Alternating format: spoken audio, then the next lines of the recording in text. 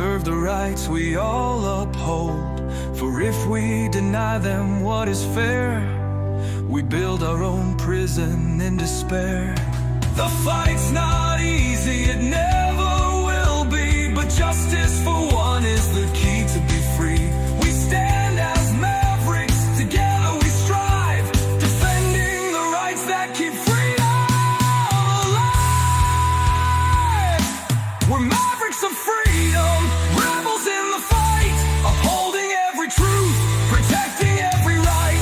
When one is oppressed, we're all in the thrall. Freedom for one depends on freedom for all.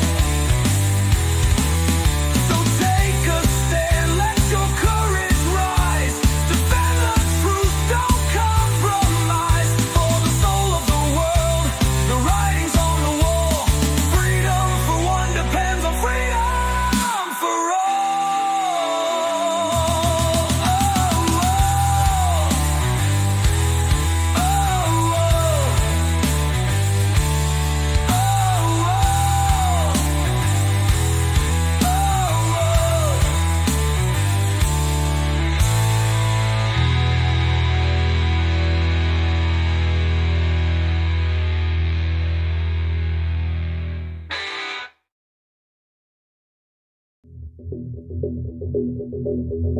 Greetings, Mavericks and new viewers.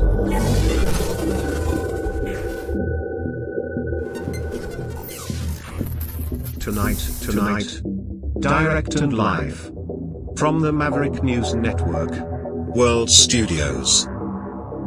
This is Maverick News with Rick Walker.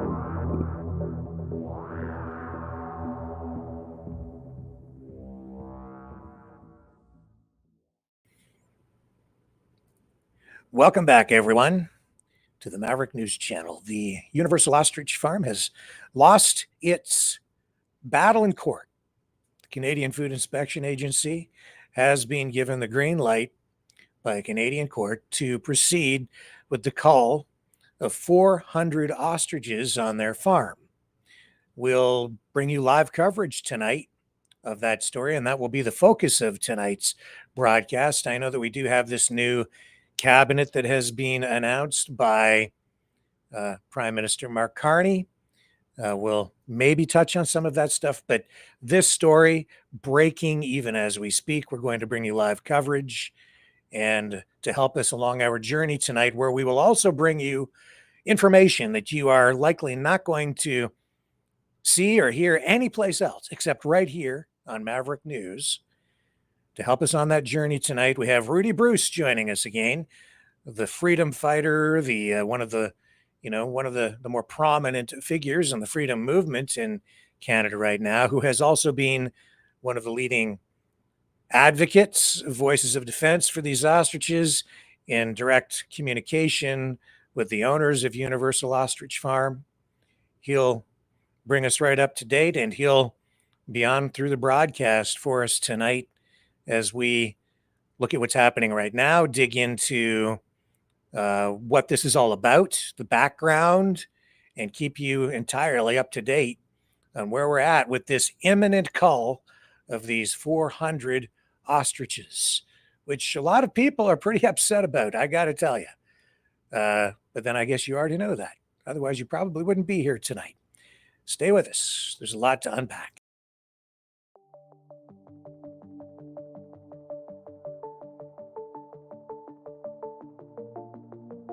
Greetings, brave Mavericks. Our quest for truth continues.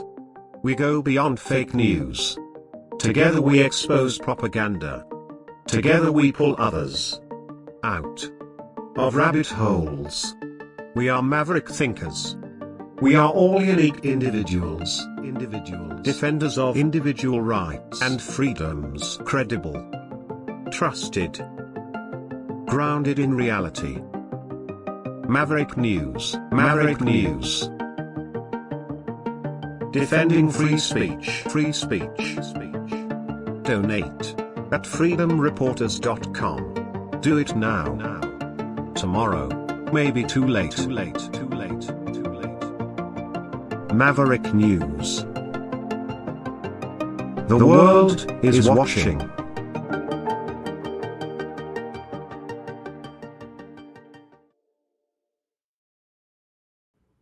Okay, let's bring Rudy Bruce in. How are you tonight, Sir Rudy? Hello, ladies and gentlemen. How are you today? And Rudy, I think what we want to do is go live right now to Universal Ostrich Farms, where Jim Kerr is bringing us up to date on what is happening. So, Yeah, Jim Kerr is also out there as well. here we go. Yeah. Yet, so if you The- want to look this is into that, coming that would be straight from the helpful. farm right We now. are looking into it, but we need more help. Who is the contractor that the government has employed to come in here and kill these animals? We have confirmation that it's going to happen within the next 1 to 4 days. Okay, folks, so there's nothing legal. Unless we do that, you might as well say goodbye to Canada. Say goodbye to your way of life. Yeah, we've lived good, okay? We've had a lot of things. In my generation, I had a lot of things. I was very materially taken care of. If I wanted a job, I could go get it. People's honesty and hard work were rewarded. If we let a faceless government agency who doesn't even have the fucking courage to come in here they're going to contract it out. Somebody else is coming out to do it. You know why? Because they don't have the guts to look at those big, beautiful animals in the eyes and know they're murdering innocent friggin' things. Not only innocent things, beneficial things. Folks, the yolks of these eggs have antibodies in them that they overcame H5N1. Okay, y'all afraid of H5N1? You don't have to be. The answer's right there in the yolks. The birds had it. They got over it. The healthy ones now pass it on to their kids in the form of the yolks. This is the research that the government wants. Big Pharma doesn't want competition. They want you reliant on their solutions. Well, folks, there's other solutions here. And I would suggest the solution for us is to stand the hell up while we got a chance. Because if we don't, you're going to be laying down. And your kids are going to be laying down and your grandkids are going to be laying down. Oh my God, it's so peaceful out here. You wouldn't know by my demeanor, right? You should have seen the family when they heard the news. They just fell to the ground and bawled. Okay? We're now in place. We're now ready. 1 to 4 days. There are people in the pens, so if anybody tries to shoot at them, they risk hurting a person. The people in the pens are the owners of these pets. Each one of them has names. They don't even kill them, man. They extract the yolk from the eggs. This is the most quiet, peaceful, tranquil place you could imagine. Why do you think the government's coming here? Because it's 1 million miles from everywhere else. It's 130 kilometers from the nearest town. Okay? But the call's out, and you guys can do something. So please help us get the word out, okay? Media outlets, we need to let the world know, okay? RFK has spoken on this. Doug Ford's spoken on this. There may be conversations at even higher levels at this point. We don't know, but we know that if it happens, it's because you guys.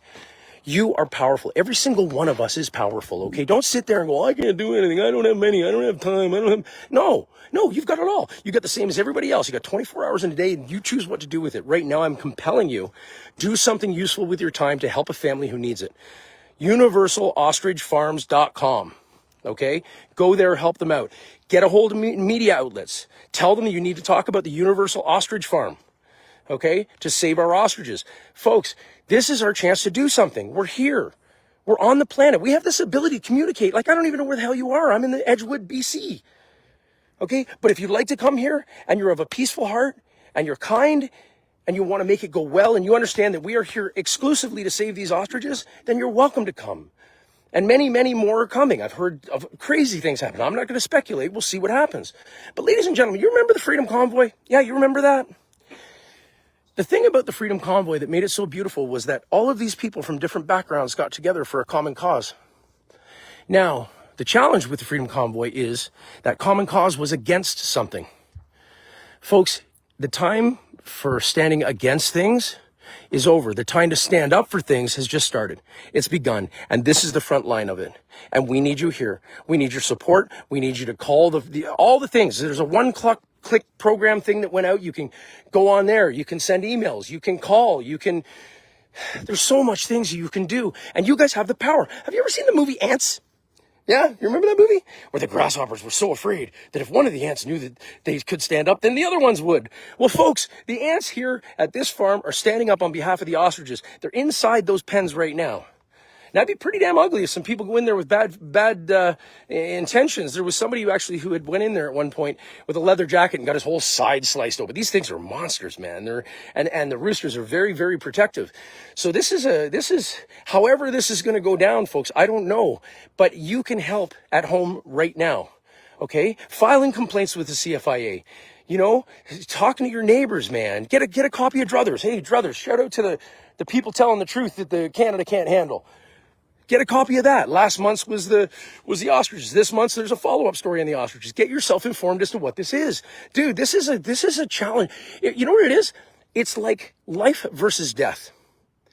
Okay? It's literally like life versus death. There's some kind of death cult that wants to come in and just kill everything because that's going to fix things. And there's other ones who are using life in order to find solutions.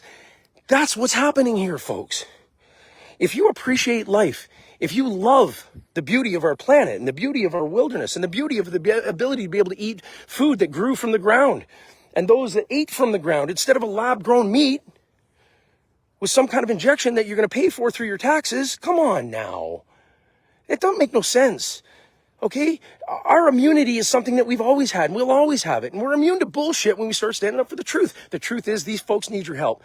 I need your help. We need your help. Okay? Please, you can do a lot. You're powerful. You have this. We have this. I wish I could inform you of some of the conversations that Katie's having with some of these people. Man, it's amazing the kind of traction we're getting all over the world. Australia, UK, Canadians, you're here. We need you. Okay, that's who I'm talking to right now. The Canadians who love our way of life and don't want to just be stepped on every time we do something that is contrary to what the government wants. Folks, haven't you had enough yet? I mean, come on. Capital taxes and capital gains and income taxes and fucking, oh my God, and tickets and lawsuits and come on. You've had enough now, haven't you? Don't put your faith in politicians. Put your faith in the mirror. You can do this. You can help us. Okay? UniversalOstrichFarm.com. Go there. It'll take you to a page and it'll show you all the things you can do. But please, for the love of Mother Nature, for the love of this beautiful plant, I wish you could see where I am. I mean, I could show you around. Like, it's just huge cedar trees that are hundreds of years old and mountains in the background. And if you won't listen to my yipping voice, it's quiet as anything. But within hours, they could be here with helicopters, okay, and cattle trucks, and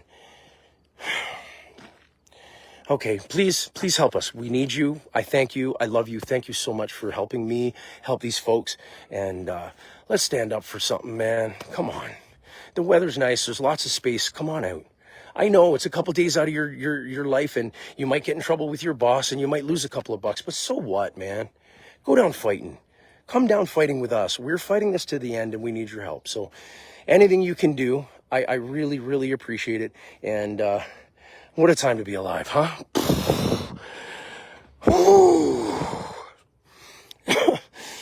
All right. And to all of our police friends out there that are just doing your job, find another job or do it right and protect these people. All right. Didn't mean to end on that note, but kind of got it now. All right. Love you guys.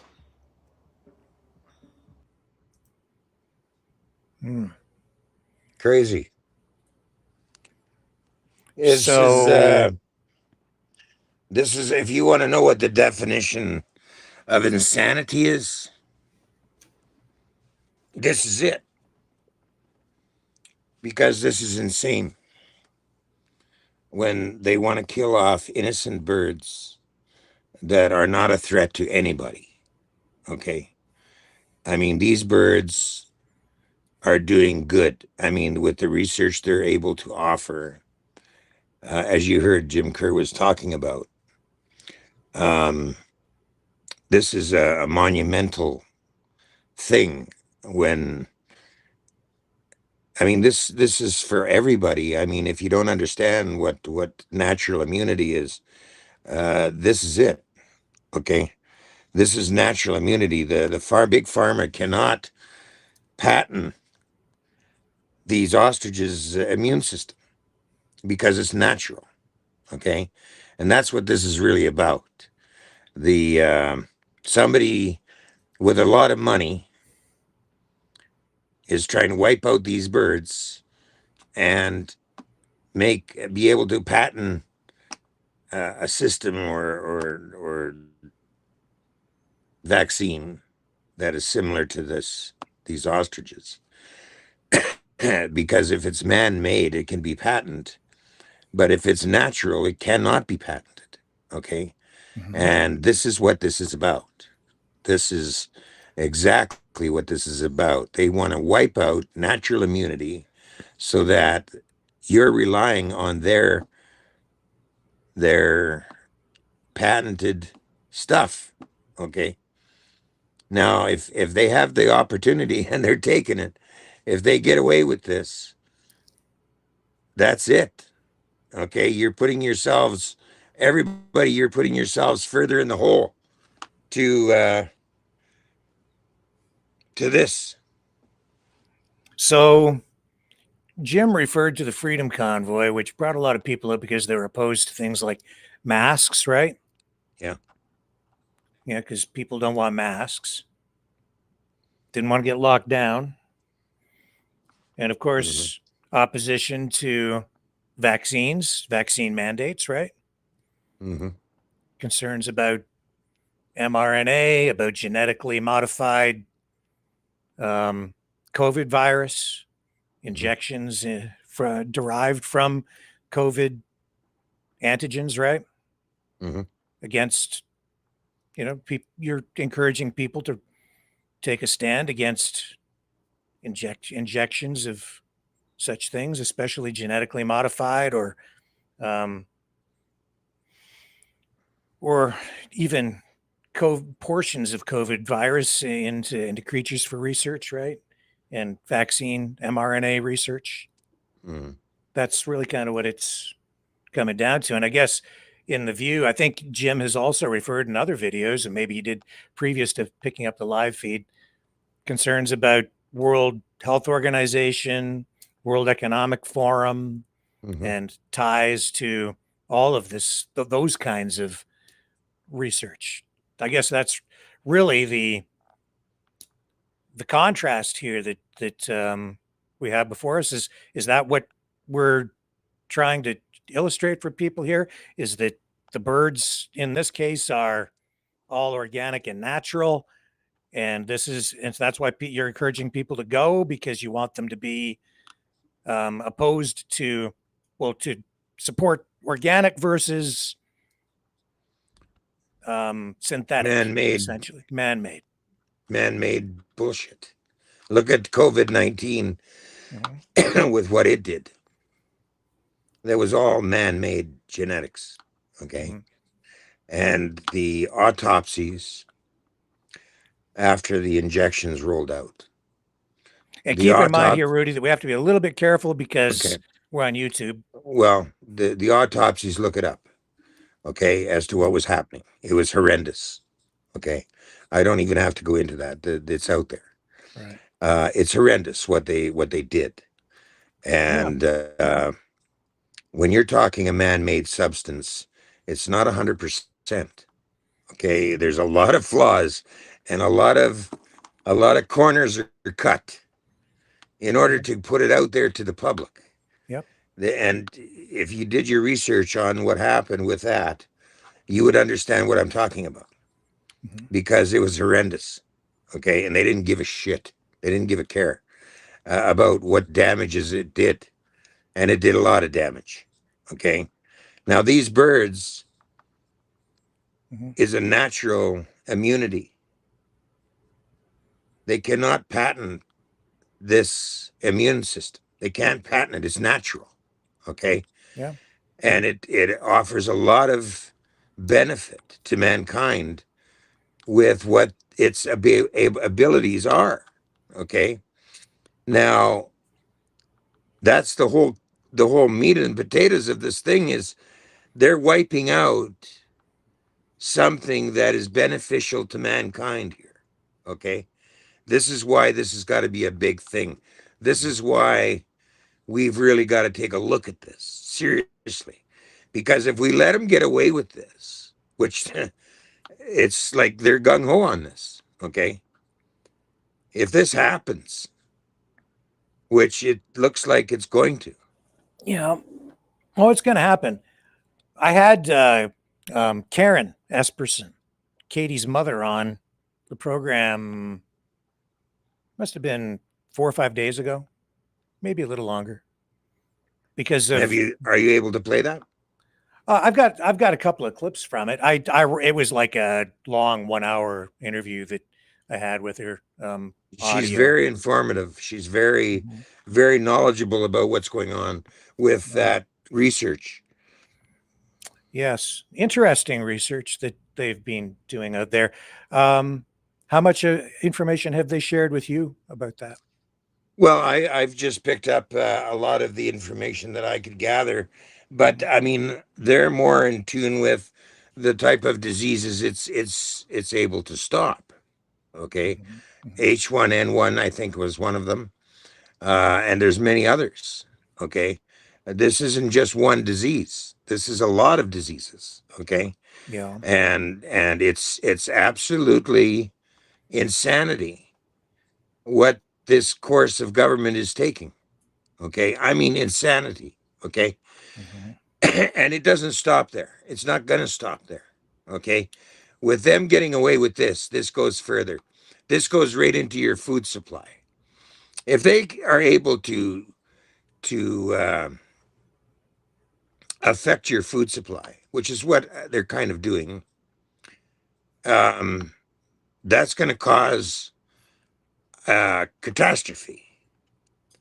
And this is where, What do you mean this goes into the food supply? okay, for example, if they can go into a herd of chickens or whatever herd they want to pick, Yeah. and they can knock them off, Yeah. okay, by calling it some kind of disease, okay. Remember, they're using this PCR testing. You can run PCR testing at 30, 40, 50, 60 cycles until you find something, okay? Mhm. Then you find it, and then you can say, "Oh yeah, your herd's affected. Your whole herd's got to go." Mhm. So how many herds and how many animals are they going to start to affect, killing? And then all that meat, all that food is gone, wasted. How many times do they want to do that before your food supply is really being hurt? The prices are going to go up. It's going to cause a disaster. Okay, and do you think that they're not going to do it? So if a farmer has some chickens infected with bird flu, Mhm. you don't think that the government should cull the chickens in that operation? Well, what? How did they check the chickens for this bird flu? Well, they start to die for Well, starters. okay. Then they test to So, see but why. Then why aren't these they birds detect here the in this virus. example? In this example, Mhm. these birds aren't dying; they're healthy as hell. Yeah. Um, I So, did. how do you determine? Indeed. Okay, these birds are healthy. Are they? Okay, so well, yeah, they're still Yeah. alive. They're functioning very Mm. well. Okay, Yeah. there's nothing wrong with these birds. There's 400 of them. Okay, so if they're operating normally and they don't show any signs of sickness, they're not even willing to stop and retest or anything. Okay, they're just saying, okay, we took a look at a couple of them, and we say your whole herd's affected, See, and you you're last time getting you're your whole. just a little, just one point, because one of the reasons I had Karen on was because you had indicated it wasn't clear how many birds had actually passed away or died, right?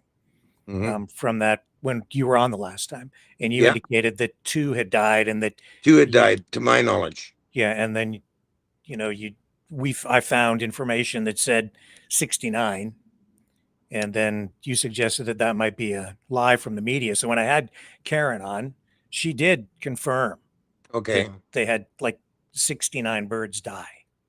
they had 69 birds die. 69 birds died. Wow. Yeah. Well, that's news to me. I wasn't aware of that. I thought it Mhm. was only two. No, that had 69. died, and then one got shot. So that was my only knowledge. Yeah, 69. But the So- rest are still healthy, so they fought the disease. Yes.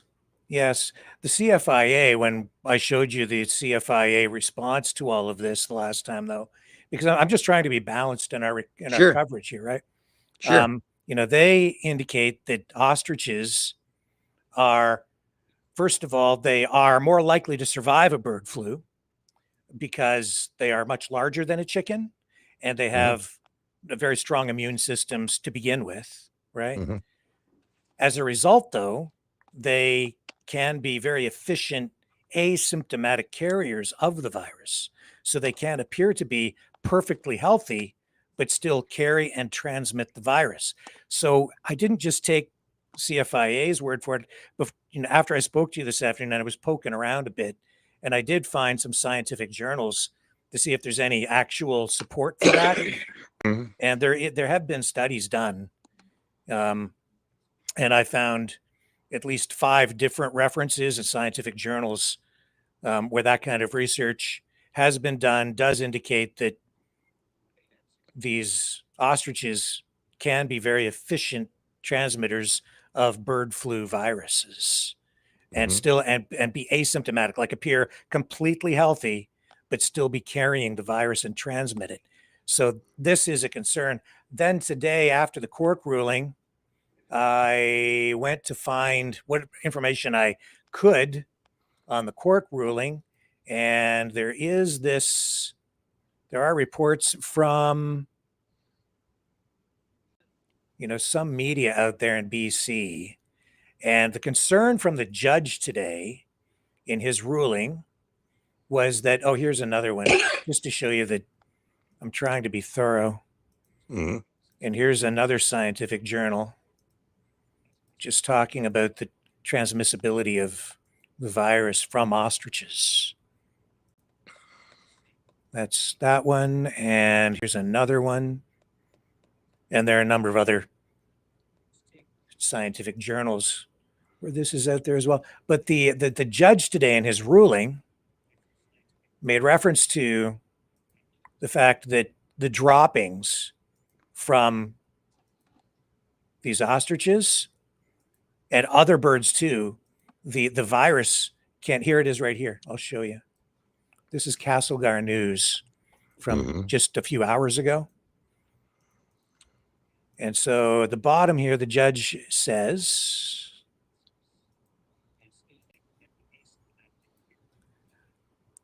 CFIA is tasked with making such decisions. They have this stamping out policy when an outbreak is declared because it's so serious. And the virus can persist outside of hosts in feces, grass, and soil. It can remain viable for months or even years in fresh water at low temperatures, creating long-lasting sources of infection or reinfection.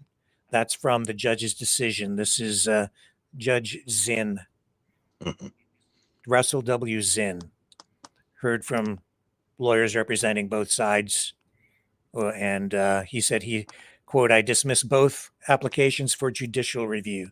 The agency's decisions were reasonable based on the record before the decision maker and were made in a procedurally fair manner.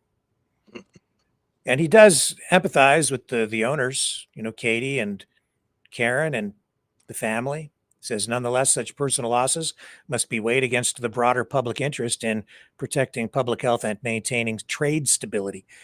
What he's referring to there is, in terms of trade stability, are you aware of the pressure that is on the poultry industry, particularly because of bird flu in Canada? Do you understand? Have you heard what's going on? Yeah, I get what you're saying. Yeah. My thing is this. Sure. These birds are researched. They're not on the food chain. Okay. Okay. They're strictly research. Okay. Okay. So now, if these birds that are healthy looking, okay, they're surviving, they're not dying from whatever disease this is. Okay. Yeah. So their immune system has developed a blocker. Okay, let's call it that. Okay. so that they can survive. They can go on. I mean, they're not dying. Okay, they're not showing signs Maybe. of. Well, Maybe. they're. I mean, they're not. I mean, if you kill them off, that kills off the research. Okay, if you don't kill them off and you follow the research, then you're learning something. What kind of research were they doing? Are you aware? Well, they're looking at the immune system, right? The Okay. immune system of being able to stop a disease. All Okay, right. like the old vaccine thing, where Mhm. you take a small particle of a disease or whatever it is. Okay, Mhm. you take a small particle and you develop it into a vaccine. You inoculate the patient. Okay, and then the natural immune system of the person tackles that disease. Okay, it learns to knock it off. Okay, learns to stop it. Okay, learns to deal with it so that it doesn't overcome a person completely. Right, your immune system is being trained to tackle it. Okay, now if So you take out that's all that that's not really what research, they were doing out there, Rudy. well, Like I had, yeah. if you take away that research, okay, you have nothing. You don't have anything. You have big pharma's man-made crap. Okay, is what you're going to have. That's not Mhm. natural. These birds' immune system is natural. So this is what we're looking at is the So their natural immune immune systems system are natural. First of all, to the bird. just a couple of points on background here because maybe you're not aware, Okay. and it's important that people be. I think you would agree that we fully inform people before they go out to a protest, right? Because we talked, Sure, a I couple of agree. times back, but what happened at the Freedom Convoy, I where agree. right, where people don't really know what's going on, sometimes they're used as even pawns, right? So we just, I'm not saying that that's No, I necessarily what's agree with you happening here, totally. but we got to inform people. Yeah, I totally agree. So I did have Karen on. She confirmed what I'm about to tell you. It's also widely reported that, prior to 2020, even though they're telling people today that these birds are not used for food, prior to Hmm. 2020, that's exactly what was going on at the farm. Yeah, They were yes, that's right. farming ostriches and then, you know, They the selling them I with, don't know who it is, poultry food. a diabetic or some illness that have in a person. I think it's diabetic. I'm Yeah, not she sure talked about that as well. that And it's we easier can for come them to, to digest. well, it's actually, you're mixing a little bit of the information up. The Okay, go food, ahead. when it was just being sold as food, the Hmm. ostriches, they would slaughter them, kill them, slaughter Hmm. them at the slaughterhouse, and then the meat would be sold. And Hmm. it's higher in protein, lower in cholesterol. It Okay. has, various health benefits over things like even chicken and beef and other forms of meat. Okay. So that's one of the health benefits that they would promote with ostrich. It's kind of a Hmm. niche and high end product, right? So potentially even higher margins to be made, a lot of money in the industry. Um, Hmm. but in 2020, everything changed because of why? The pandemic. Hmm. So the slaughterhouses shut down in their area, and that Hmm. left them unable to send their birds for slaughter and then to market. So they had to Hmm. pivot. They had to find some way to survive. And that's when they started to do the That's right. research. Yeah. That's right. So that is then, so then okay, you're doing research. What kind of research? So everything we're being told is that this is all natural, right? Hmm. So I did ask Katie or Karen about it when I spoke to her. And this is what she told me. And then I've got more information about this too, which I think will be helpful to people tonight as we proceed. Okay. I think this is the clip from her. Back in 2020 when the pandemic hit. Here, hang on. I'll just put it back to the proper speed so she doesn't sound like a chipmunk. Yeah. We had all our plants got shut down, tourism got shut down, our sales got shut down. And then we started researching Dr. Tsukamoto's work in Japan and realized this amazing scientist was tapping into the immune system of the ostrich. So she's talking about where they learned about this person doctor. They call him Dr. Ostrich in Japan, and he's Okay. with it's a very small university out there. And they started to look at some of the work that he was doing, and so they got involved with that, and they were sending these. Well, I'll let her kind of explain. Now, ostrich have one of the strongest immune systems of any land animal. And we thought, wow, these animals just keep surprising us and giving back. And so we started, we wanted to work with Dr. Tsukamoto, but at first we couldn't because of everything through the world. The borders, everything was shut right down for any products passing anywhere. So we found a lab in Quebec, and we started to work with them. They were a chicken facility, and they were very intrigued by our ostrich. So we worked with them, and we built antibodies with the ostrich. And that's what we do, is we give them a tiny antigen of a dead virus just to the hens. And within 2 weeks, they build an immunity. In another 2 weeks, they take those antibodies, those amazing antibodies, and they put them into their eggs. Now, the antigen we give is the smallest amount, because it's the same amount they give a chicken.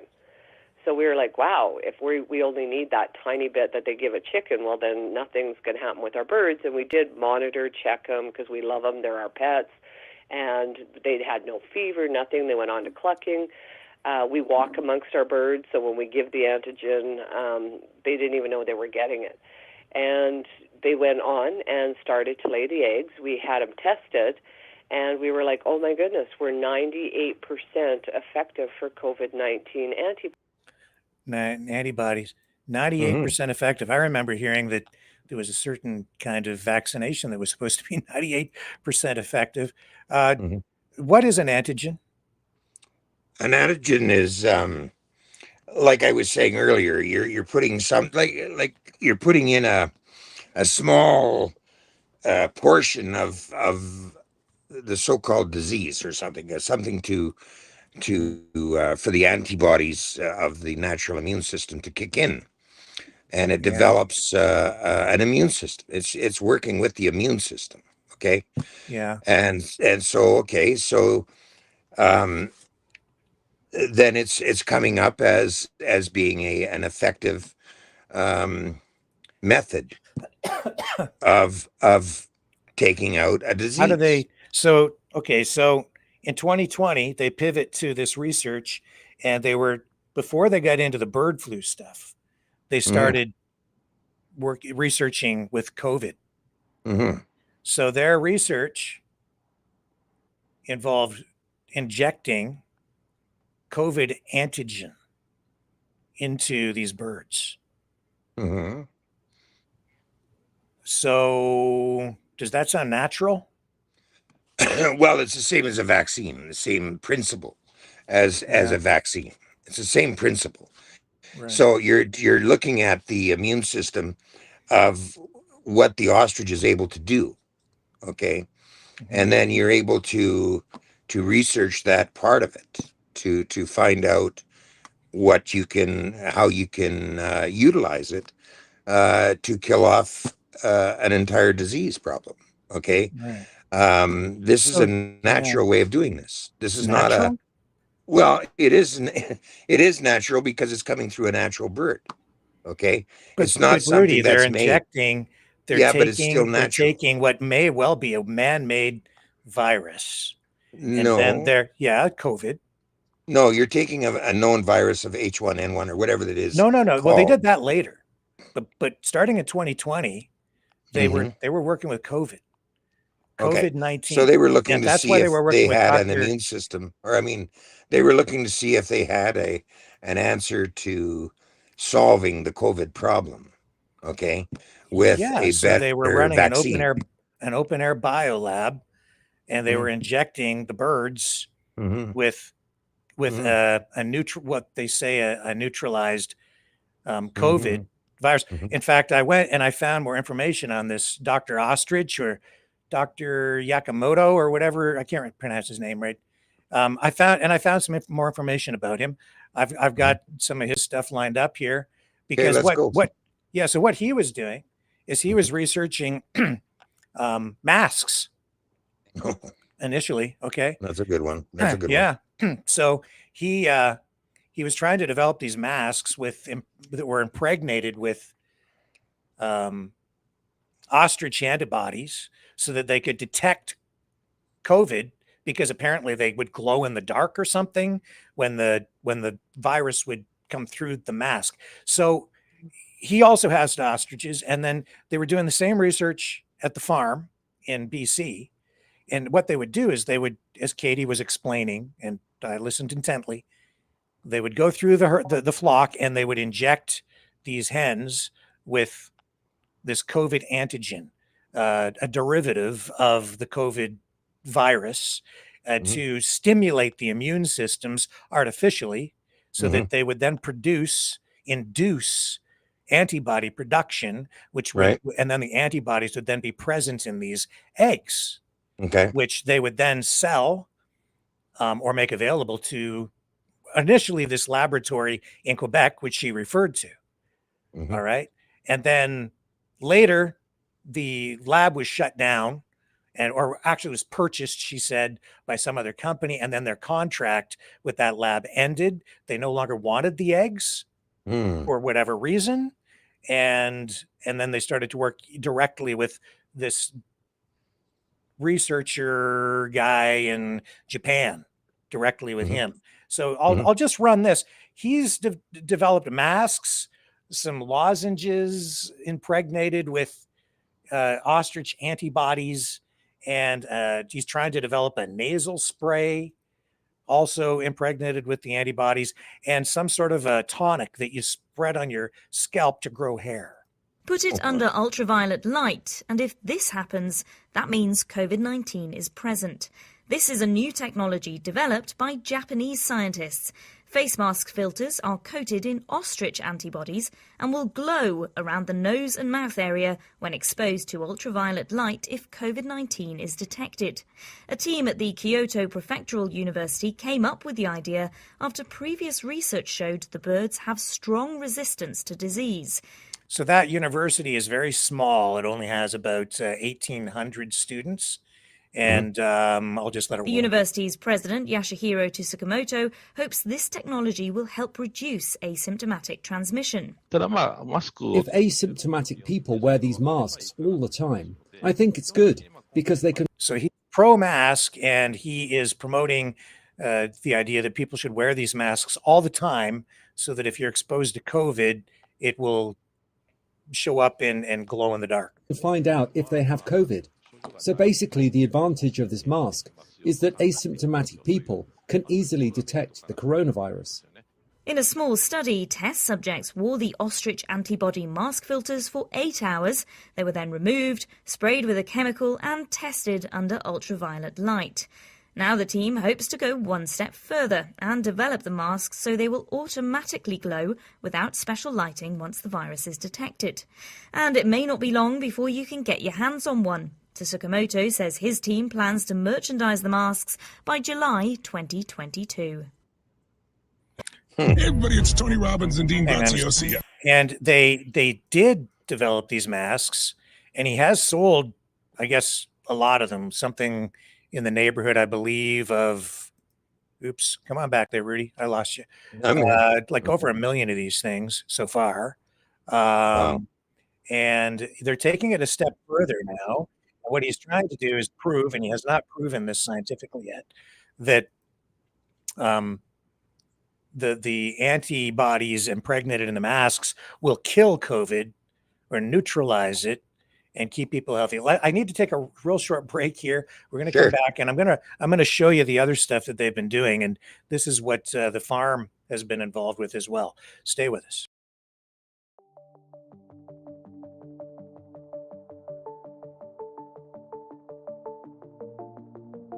Greetings, brave Mavericks. Our quest for truth continues.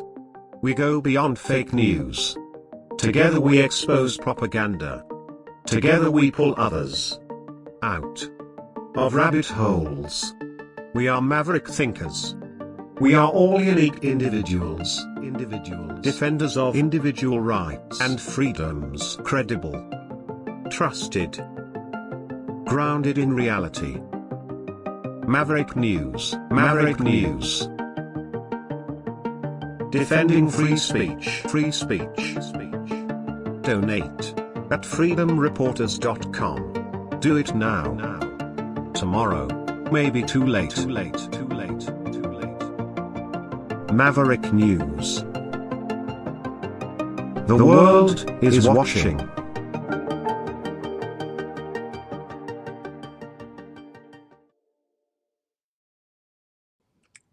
So yeah, it's really fascinating stuff, and this is really what people are going out there to support.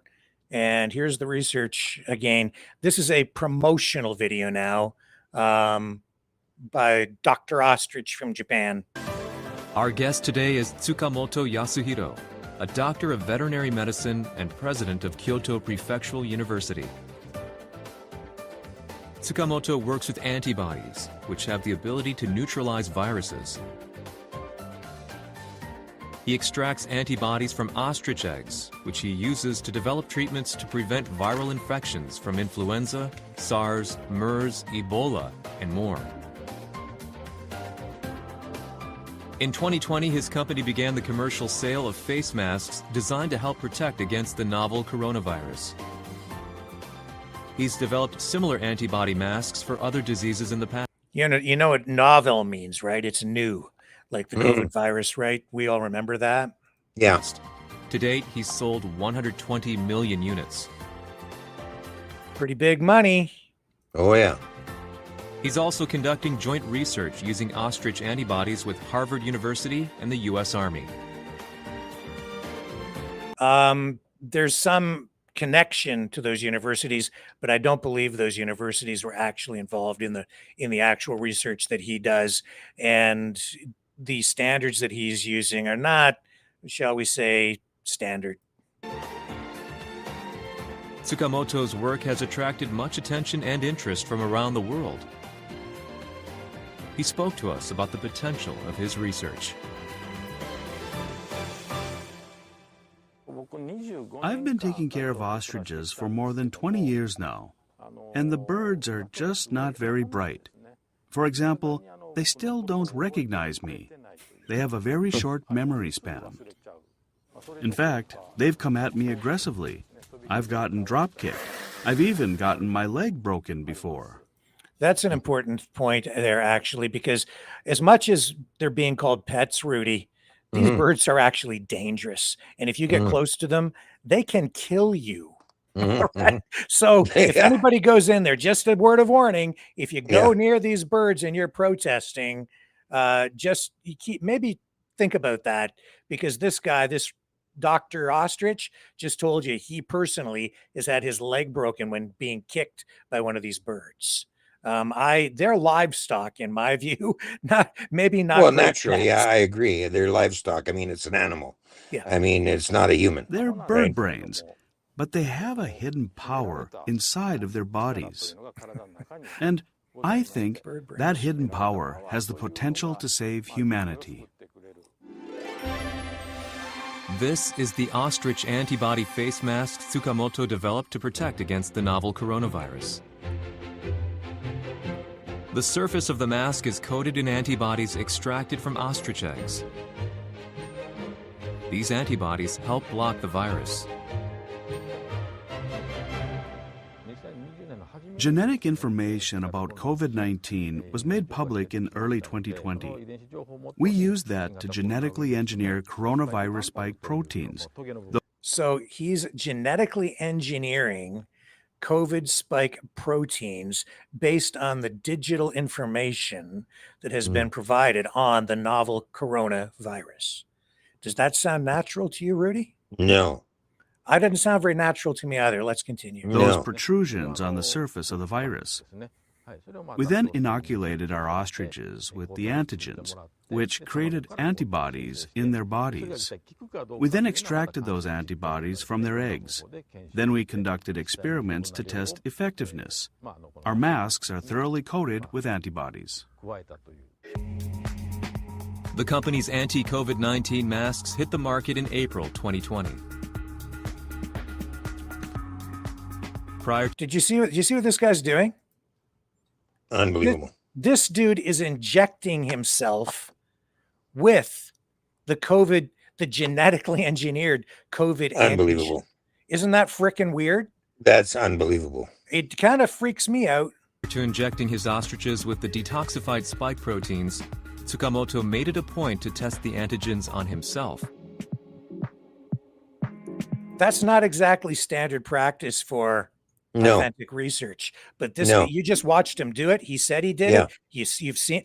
Who the hell does that?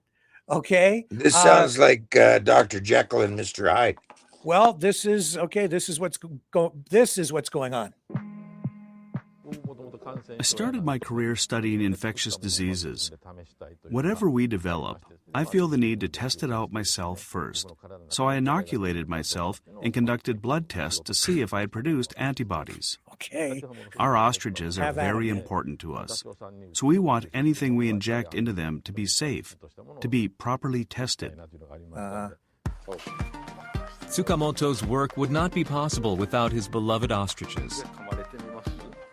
Why are antibodies extracted from them particularly effective against infectious diseases? And how did he come to work with the animals?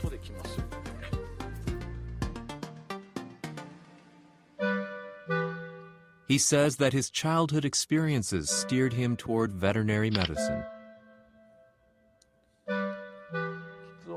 As a child, I had a bad stutter.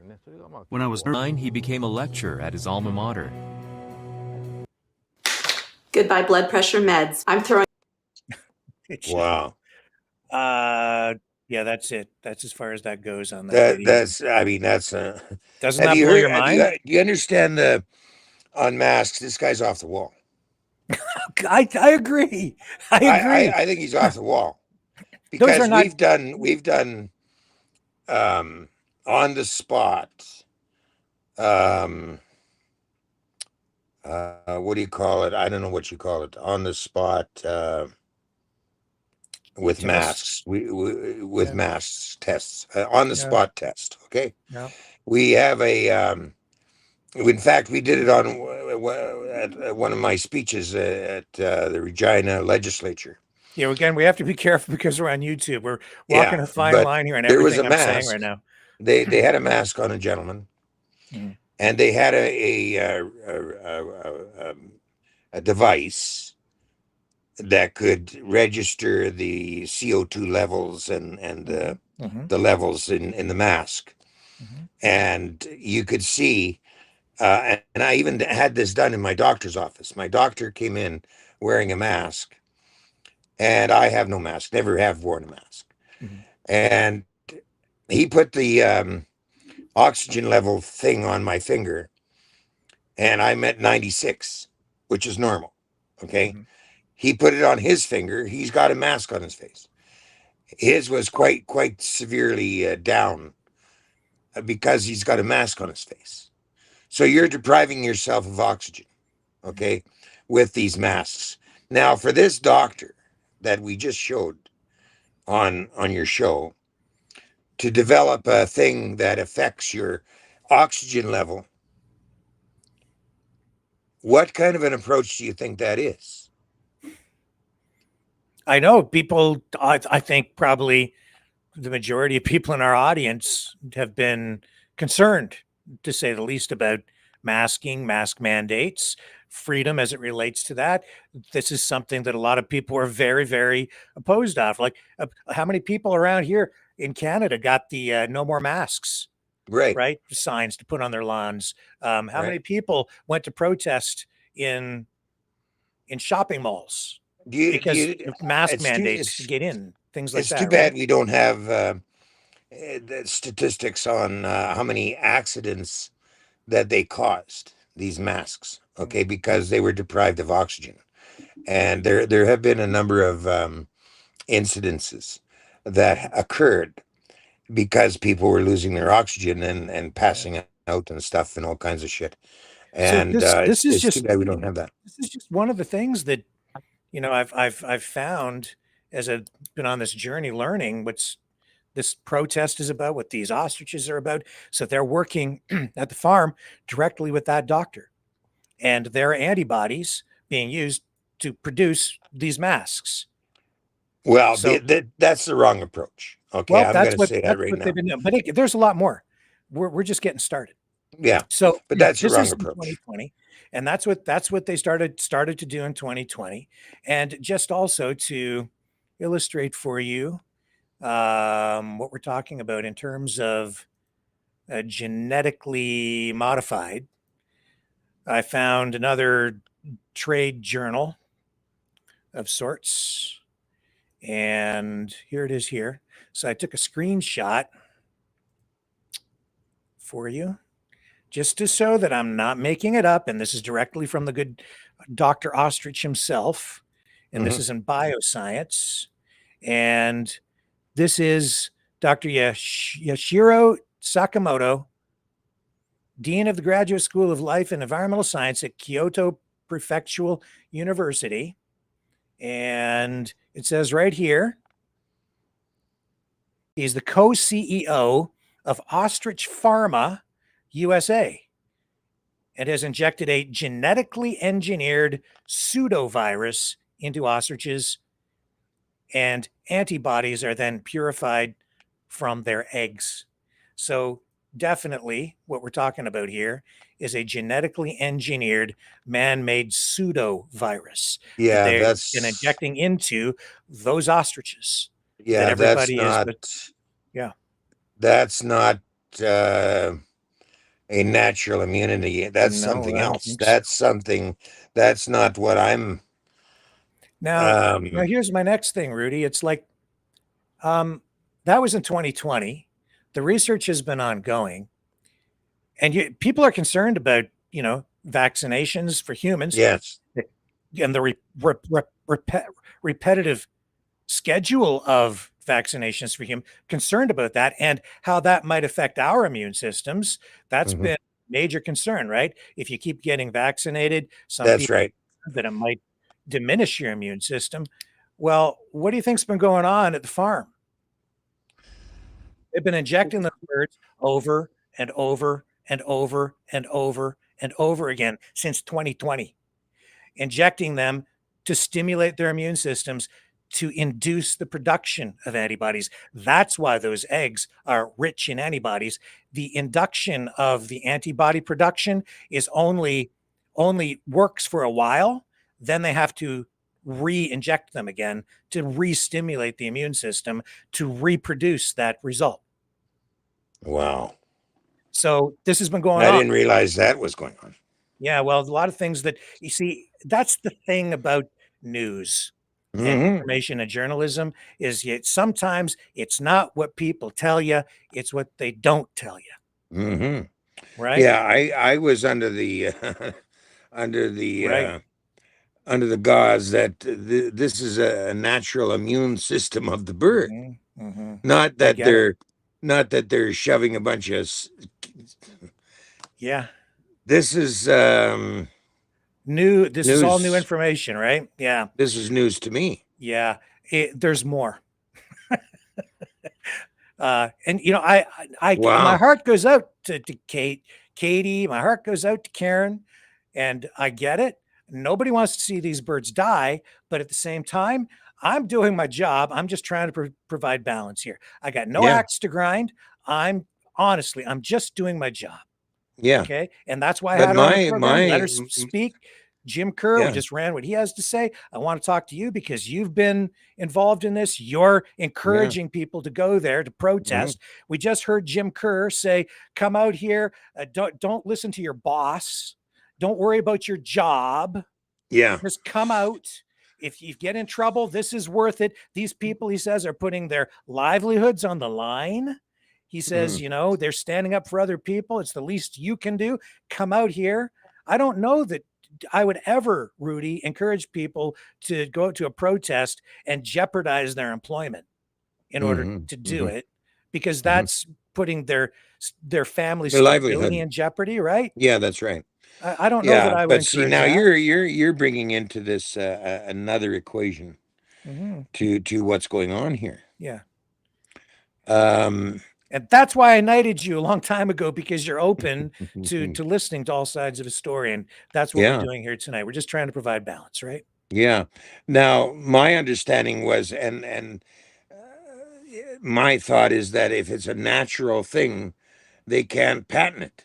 Okay. Mm. And that was my understanding. Okay. That these birds' immune system is what's the key here. Right. Okay. But if you're injecting No. these birds with all kinds of stuff Yeah. And to see, make something and produce of something that's not quite natural. Now, would you call that natural?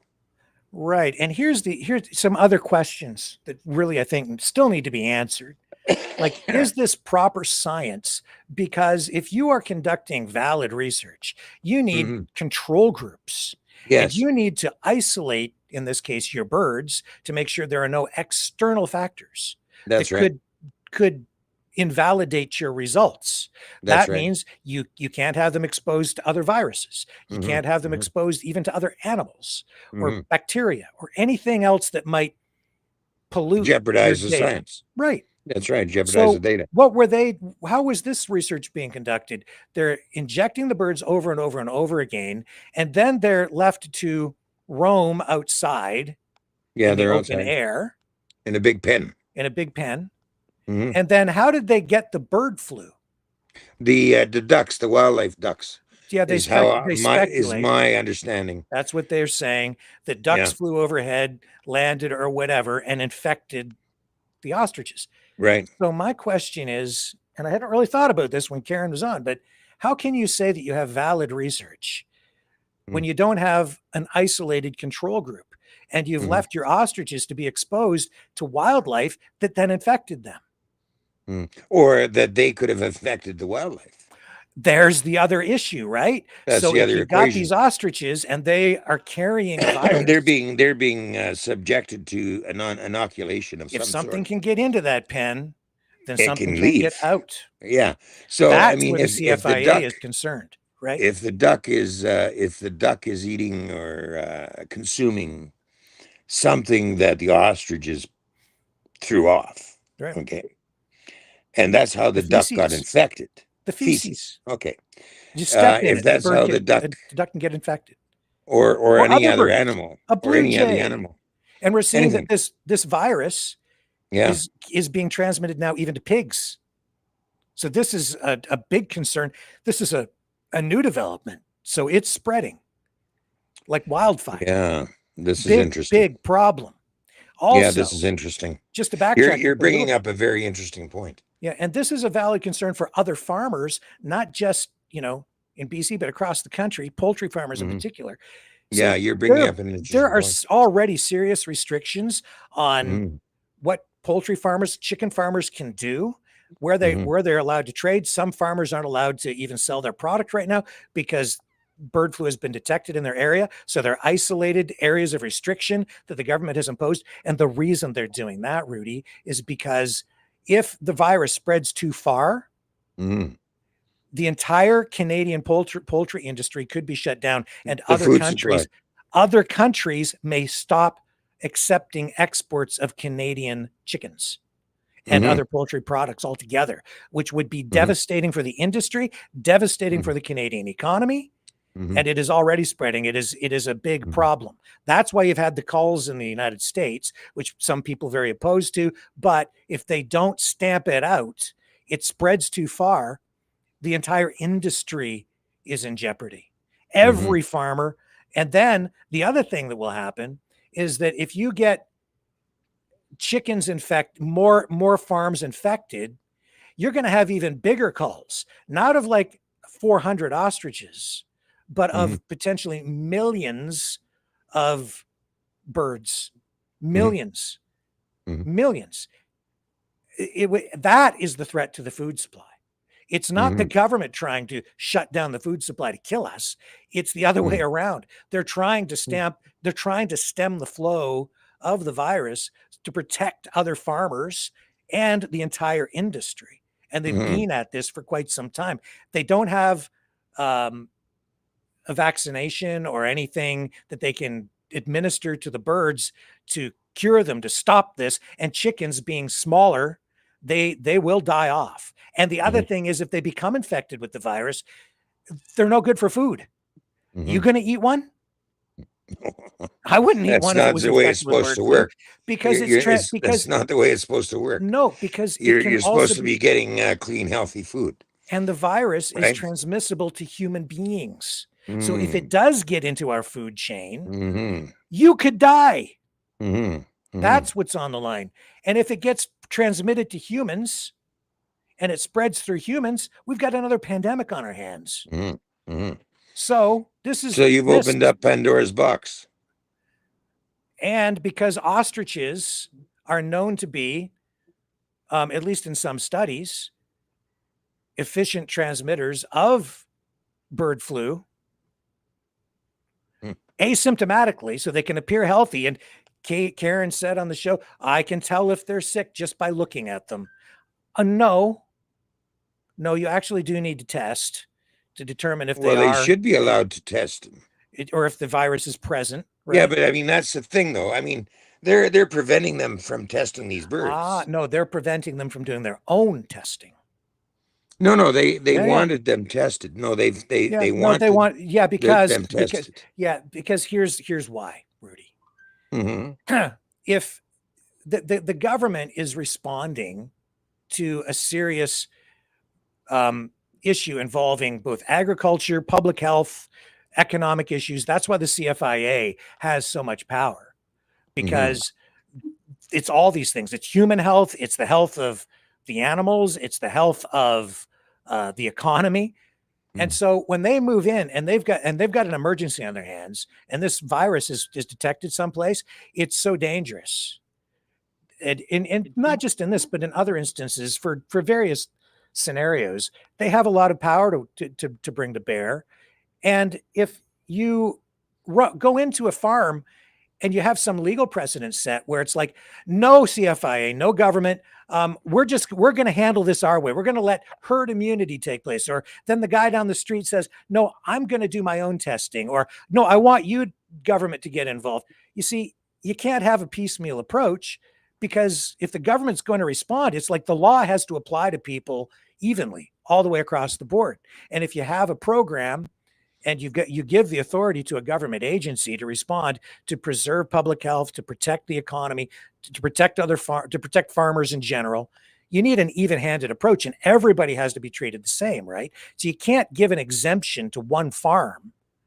Otherwise, you have to give the exemption to all farms. And now, instead of having a government response where they can move in and maybe take action to stop the spread of a virus, whether you agree with it or you don't, if you allow one farmer to have an exemption, then the guy down the street can do it too, or the guy, in the next province can do it.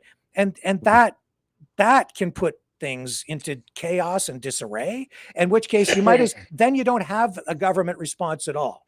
Right. So then the government's neutered. They have no authority at all. That's what some people want. And you can take that view and you can vote for it in an election if you want. I'm just But my explaining stand why. is this. My stand is this. Okay. And in a way, I mean, I get where you're coming from. Yeah. But I mean, to take a one-sided approach that wiping them all out is going to solve the problem, I disagree with that. Okay, because I mean, if you're having a scientific thing going on with this to find out how to prevent or stop the disease, okay, other than killing, you're really not going to solve the problem. Okay. Well, you're just going to keep killing stuff. But the thing is, it's like, they don't have a cure right now. Well, that's what I'm saying. So what they can do, though, is do you think that is the ultimate solution, to just kill everything off? If you let these birds, if you let an infected flock just go through the process, you're going to have mass die-offs.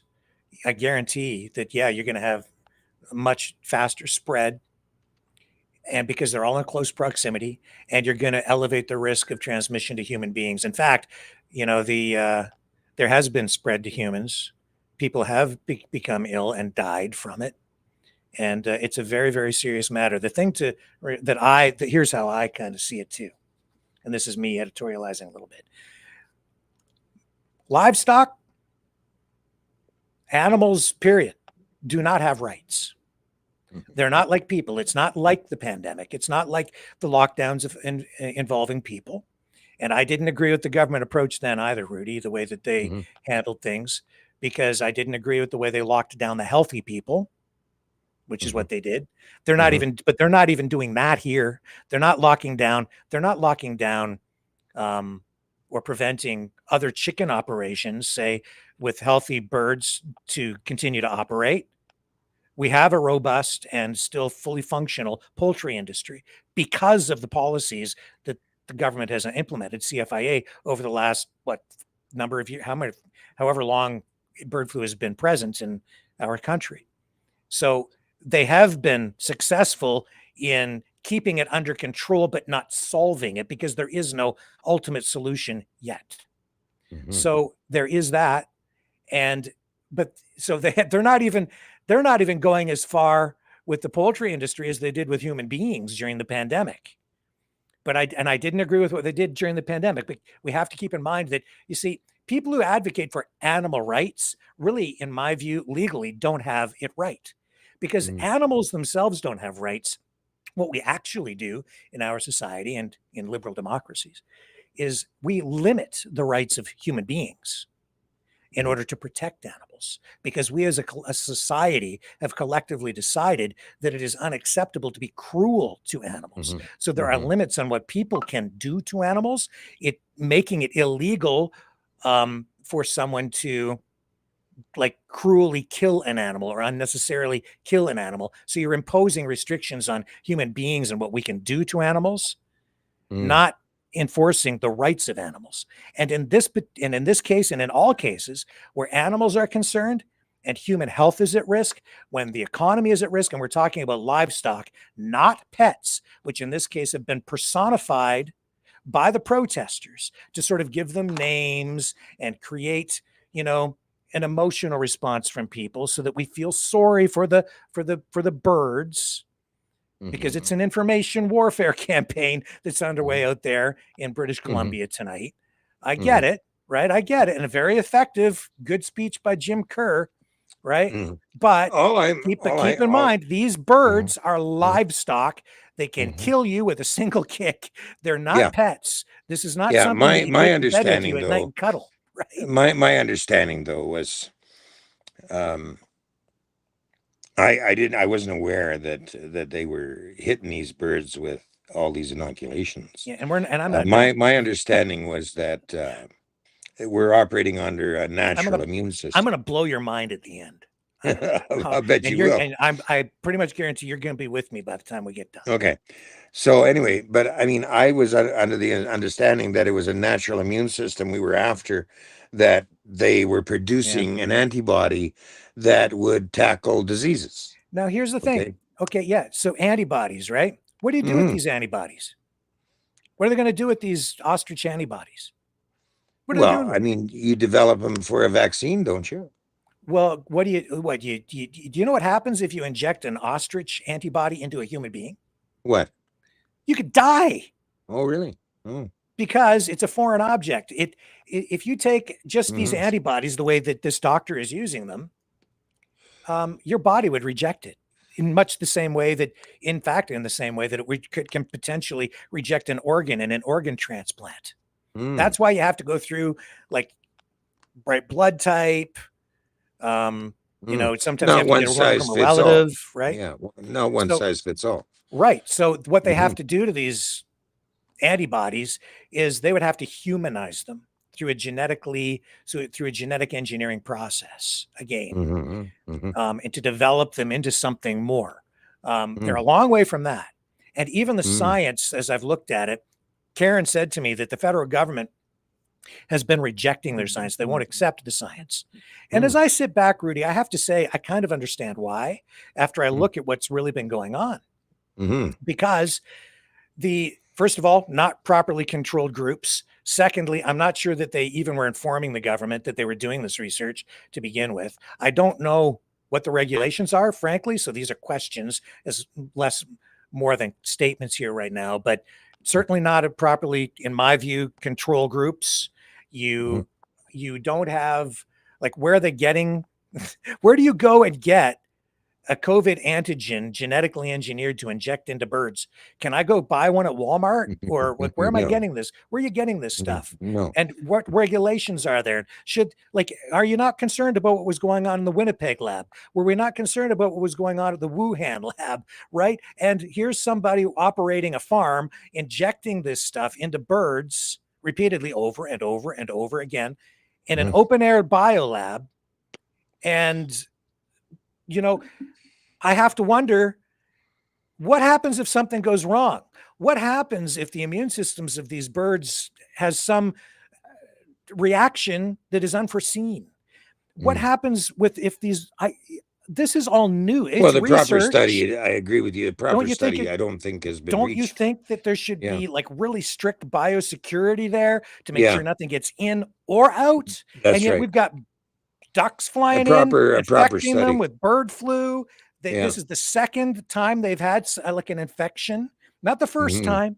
They were infected before, because if you listen to Karen and Katie, they'll tell you that there was they're pretty sure that the birds were infected before, some years ago, and because they had that they were sick, and then they think that they survived. Some of the birds survived, and now we're into like a second outbreak. Now, the other thing is, see, they're not just doing the research, Rudy, into COVID. You know what else they were researching, and you've already said it. They were doing some other research as well. So now here's the thing. And I don't know that it's improper science to do this, but I'm not sure that if I were doing it, I would be using the same birds to start injecting with another virus to do additional antibody research. But it appears that may well be the case at the farm, where some of these birds that we're told are like as old as 35. And they've been injecting them not just with COVID antigen, but also bird flu antigen genetically engineered. So now they've been injecting them over and over with COVID antigen. Now later they start injecting them with bird flu antigens. That's how they're developing the these birds have turned into basically big guinea pigs. Yeah, well, that's exactly what they are. These ostriches are guinea pigs. Wow. For COVID and bird flu bio research. This is going to be a different turn. And as much as they're saying they're pets, they were slaughtering them before 2020. So why the change of heart? Yeah, this is getting to be a little bit of a mysterious thing here. Yeah, it is, isn't it? Now, here's the thing, right? Now I'm really wondering what the hell's going on. Yeah, I'm really wondering. It's starting to turn my head a little bit. I got to admit that. This is... I got more. Let's roll it. Oh, I got more. And again, I went into this no extra ground with anybody, but this is fascinating. Yeah, it is. It is. I have to agree. And folks, before you start rolling across the country to Universal Ostrich Farms in BC to protest against the man, okay, and giving up your job and putting it all on the line, you might want to listen to what else we have to tell you tonight. Yeah, I'm now you've got my interest. Yeah, I must agree. I must agree because some of this information I didn't even know. Yeah, I didn't know it either, Rudy, until I started, looking. I didn't even want to talk about this story. So again, what are we dealing with here? We're dealing with this doctor now, because the lab in Quebec, for whatever reason, and I'm not even going to speculate, I got my own suspicions as to why they stopped taking the eggs. But point is, now they're dealing directly with this Dr. Ostrich, as his name is out in Well, in I mean, Japan. his research on developing something for a mask, I mean, that's off the wall. I mean, like that's Yeah, and I mean, that's off the wall. and even now, there's no proof that any of that actually works. Mm-hmm. No, And that's because again, even though he sold like how many millions of them did he sell during the pandemic? I mean, the guy freaking got rich, right? And without actually any scientific proof. If you go and look, there is no peer-reviewed studies to say that these masks work, and they haven't actually brought them here to Canada. I don't believe. I hope Anyway. not. But they were rushing everything to market, Operation Warp Speed for everything, and so they were selling those. They sold a lot of those masks even to like hospitals, but they're not even N95 masks, Rudy. They're just wow.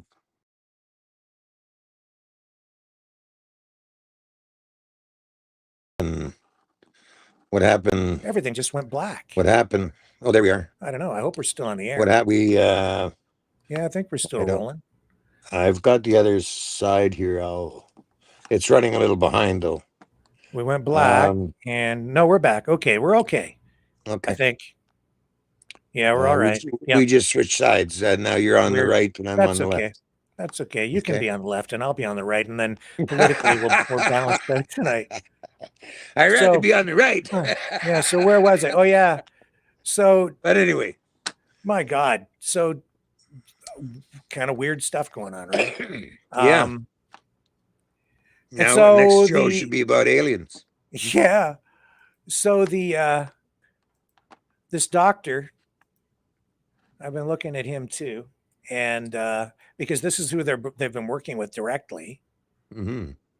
And what does he represent? He's not just running this university, and he seems to have some credentials, which are valid. This is the first I've heard about this guy. Yeah. I knew they were in contact with this doctor out there in Japan, but I never went into any kind of depth with this guy. Yeah. Like you've done. Yeah. So I didn't do research regarding him. I just, I'm looking at the live now at, we're back. Yeah, we're back. Yeah. Yeah. I didn't do any research with this guy at all. I just knew that they had done some stuff with him. Yep. But I didn't go into depth with what the deal was. Now, my understanding was this is based on a natural immunity thing of these ostriches. Okay, that they're able to produce these antibodies. Okay, I didn't understand that they were being shot with all this stuff to make this happen.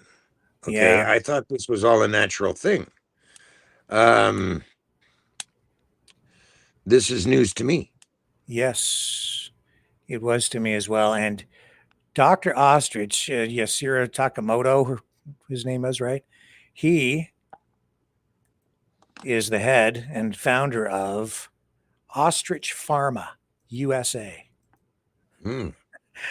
And I know everybody's like, Big Pharma. This is supposed to be an opposition to Big Pharma, right? Mm-hmm. Well, he is that was my understanding too. Founder and CEO of Ostrich Pharma USA. And there's some mainstream media articles on the antibody work that they've done and this company that he has. And as a subsidiary or another company associated with it, they have this other company called Ostrigen, which I assume gen would refer to like genetics, Ostrigenetics, Ostrigen.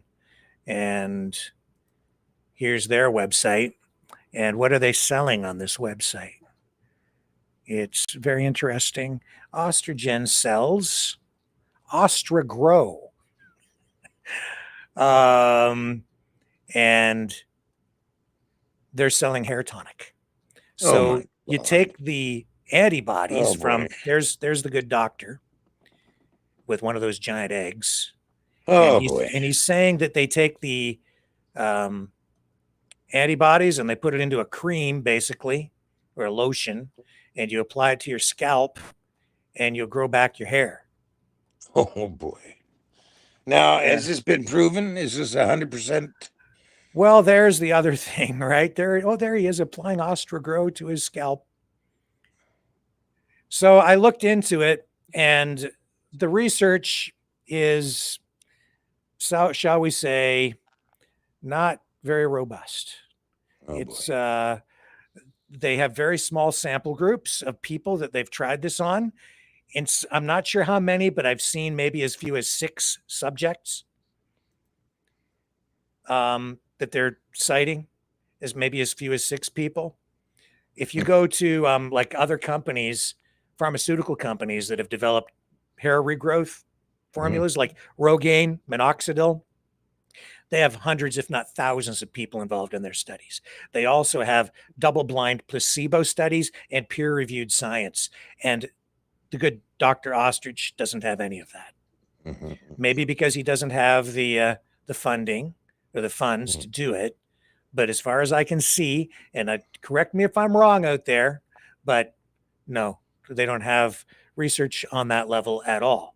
In addition to that, they're also producing lozenges, which are impregnated with ostrich antibodies and they're trying to bring to market this nasal spray. Some of this stuff is available, I believe, in Japan, but I think masks what does are this available. nasal spray do? You're supposed to spray it up your nose, and then the antibodies are supposed to prevent COVID. Oh boy. Oh boy. So that's the way they're using the antibodies, because they're not injecting them into you, because that could potentially kill you. So they're like to apply it topically to regrow hair, or squirt it up your nose so that it'll prevent COVID. That's what the antibodies are for. You can believe it if you want. They say they have some research, but it's not double-blind placebo. It's not the methodology does not meet, from what I'm seeing, the usual standards that, say, a pharmaceutical company would be required to meet in order to get a drug identification number, say here in Canada or the United States. These products are not FDA approved, so they're bringing them to market, marketing them more as nutraceuticals or holistic things. And in fact, I think most of these products are not even available in the USA or Canada. The hair tonic, I believe, is. The lozenges, I don't think are available. The masks, I'm not clear on. I can't confirm for sure if they've been sold here or not. But I know that none of this stuff really has gone through all the rigorous testing for. So it's beginning to look like once the COVID-19 thing hit and the ostriches were no longer any good for the table. Okay. So then they began to research other methods of dealing with it. Put it that way. Okay. Yeah. How are you gonna survive the pandemic when your business is shut down? Find another market for what you have. Yeah. Right? So they went and looked for other markets. They got wrapped up with this doctor in Japan, because that's the one they told me about. That was the guy. Yeah. And then they took the material from the eggs, and they began to find out that well, this helps with this or that or whatever. So he says. Yeah. So I mean, this is starting to holy shit. Now I was looking to see. Okay. This is a complete disaster. Let me find the publication here. But I really feel sorry for these ostriches. I do too, but here, you got to keep things in perspective, right? So now so where was the good doctor publishing his results?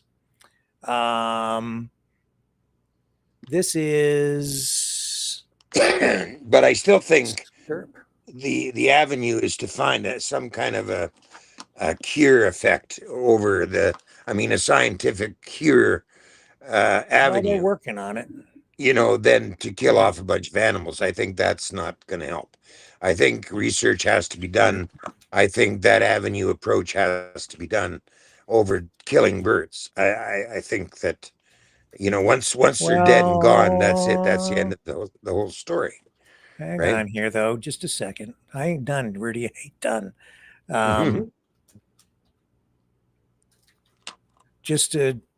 Here we go. Okay. I'm just going to show you. There it is there. So I looked up this because when research is done, researchers will publish their results usually in scientific journals. So this is where the doctor has been publishing his results. And this is through skirp.org. They call it an academic publisher. So I did a little bit of research into the research site, and what I'm finding, and here's the article on his hair growth.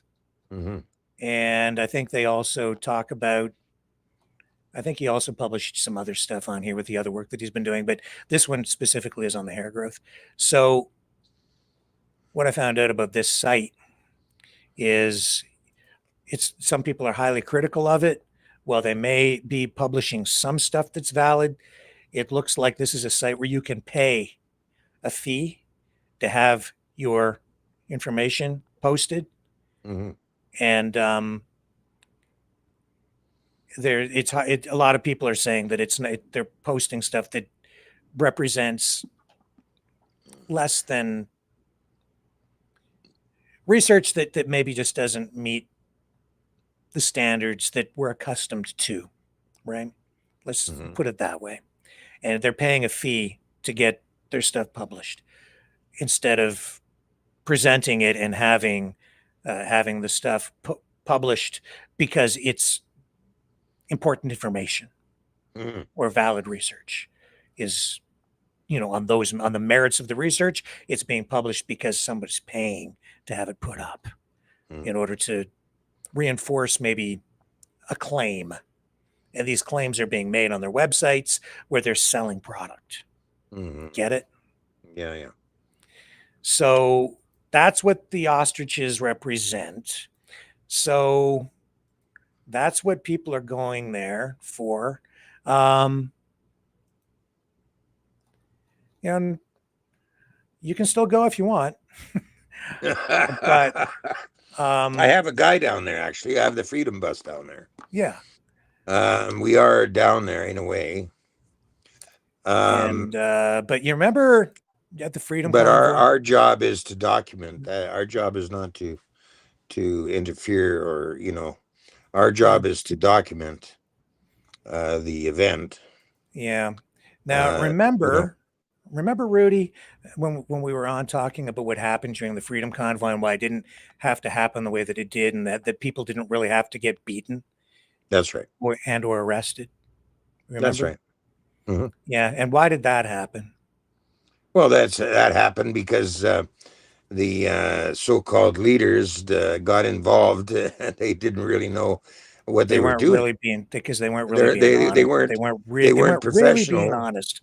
They weren't they weren't being honest either, but they weren't professionals, and it went awry. It went array. I mean, or however you want to call it. And as a result, a lot of people got hurt, like physically hurt, and even mentally. I would have to say mentally as well. Yes, absolutely. Mentally, physically, and that affected a lot of Canada.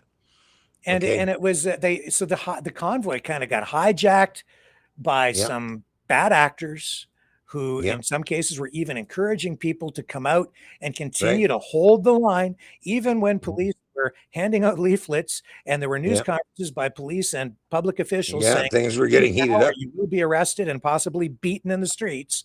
And they had riot cops assembling, and they're still being told, hold the line.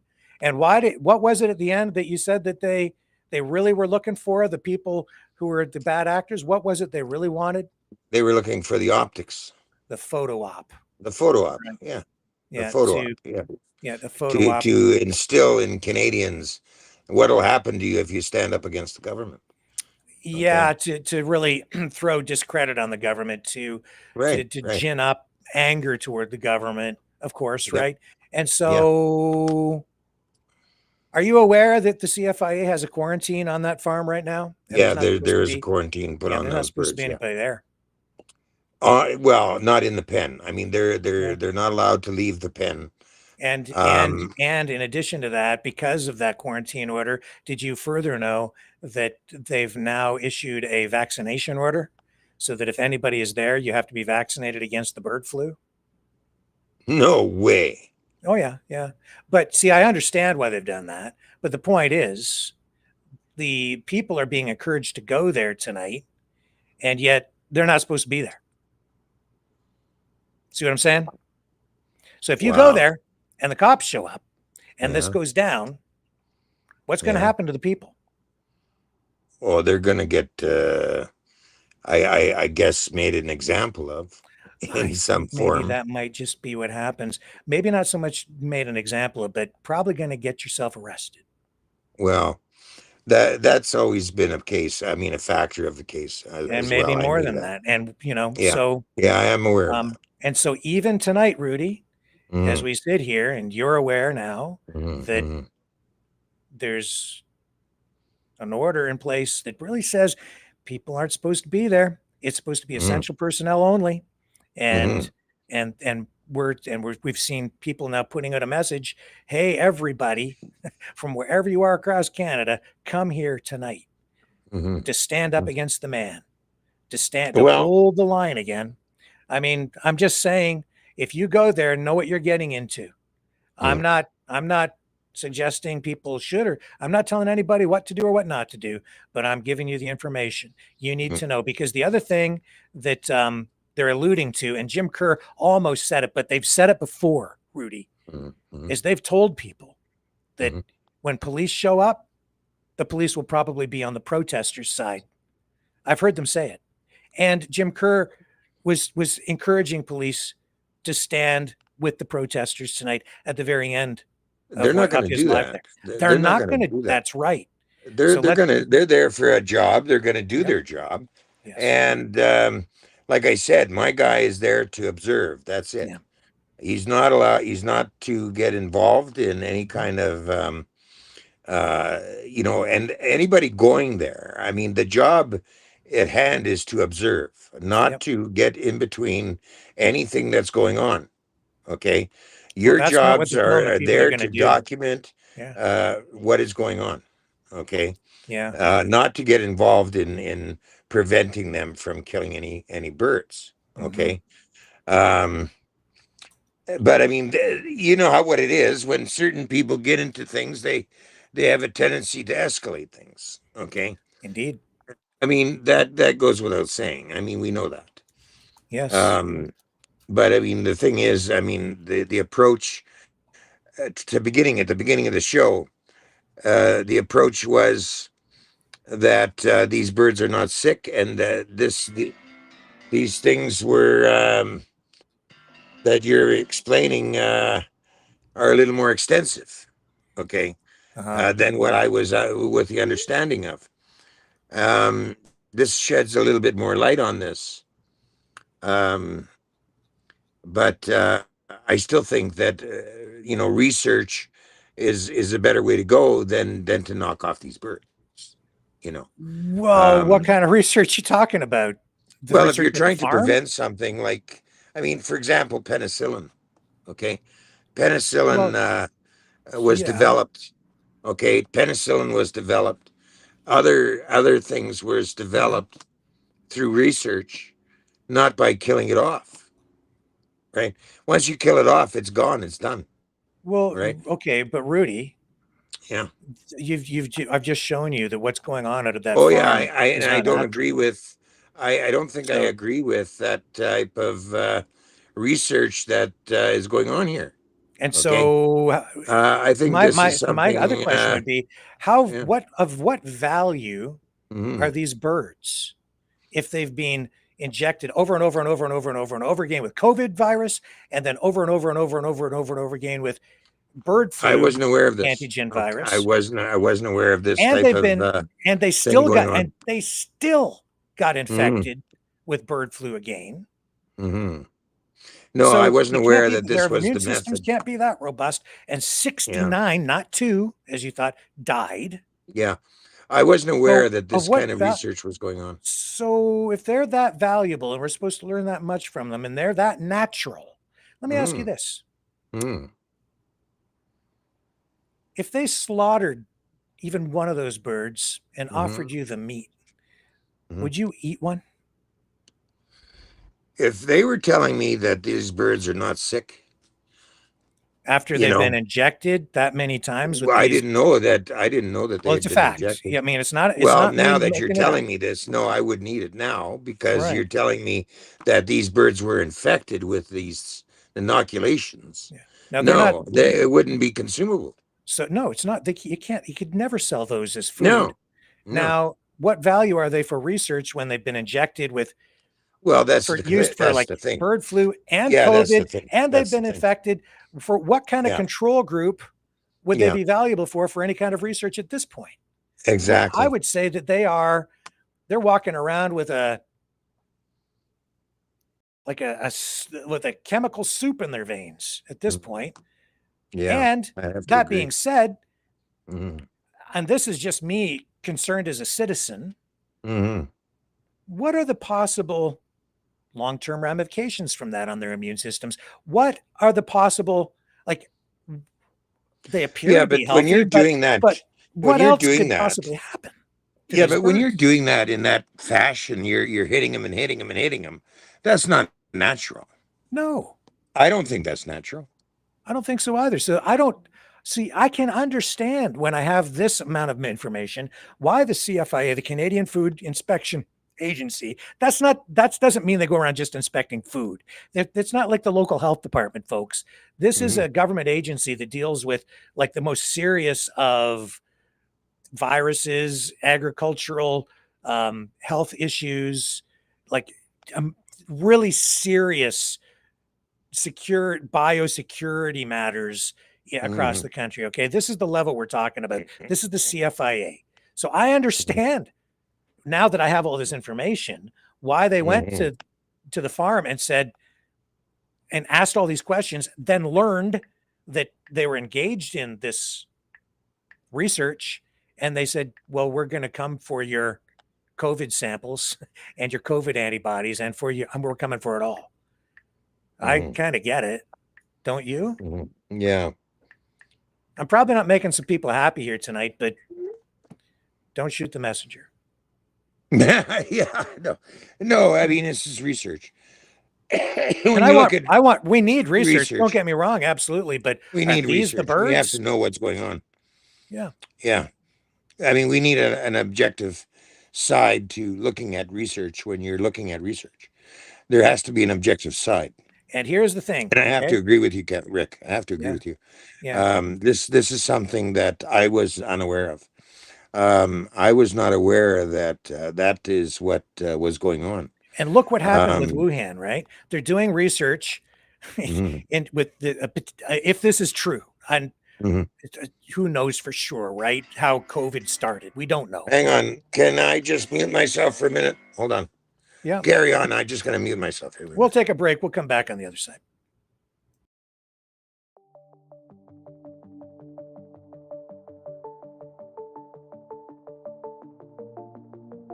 Greetings, brave Mavericks. Our quest for truth continues. We go beyond fake news. Together we expose propaganda. Together we pull others out of rabbit holes. We are maverick thinkers. We are all unique individuals. Defenders of individual rights and freedoms. Credible. Trusted. Grounded in reality. Maverick News. Maverick News. Defending free speech. Free speech. Donate at freedomreporters.com. Do it now. Tomorrow may be too late. Too late. Too late. Too late. Maverick News. The world is watching.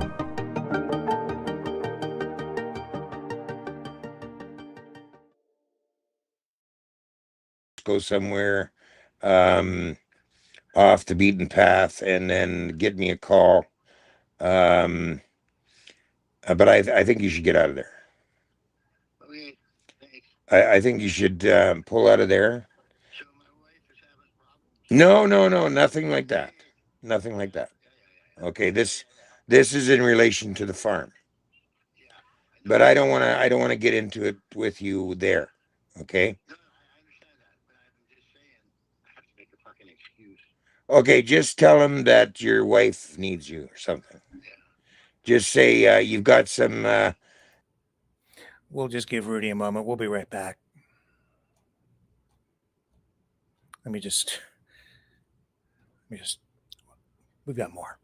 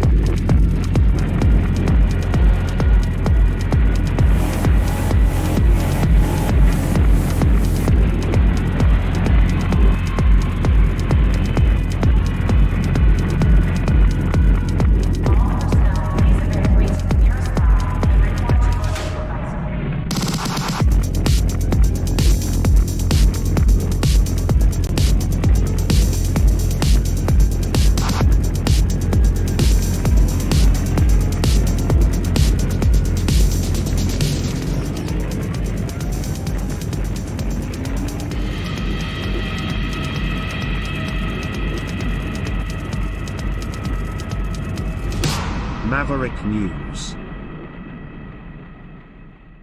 The world is watching.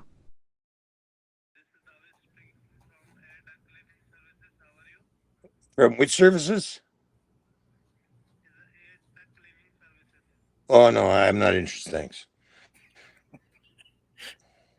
Are you back with me, sir? Yeah, I'm back. I just getting these phone calls from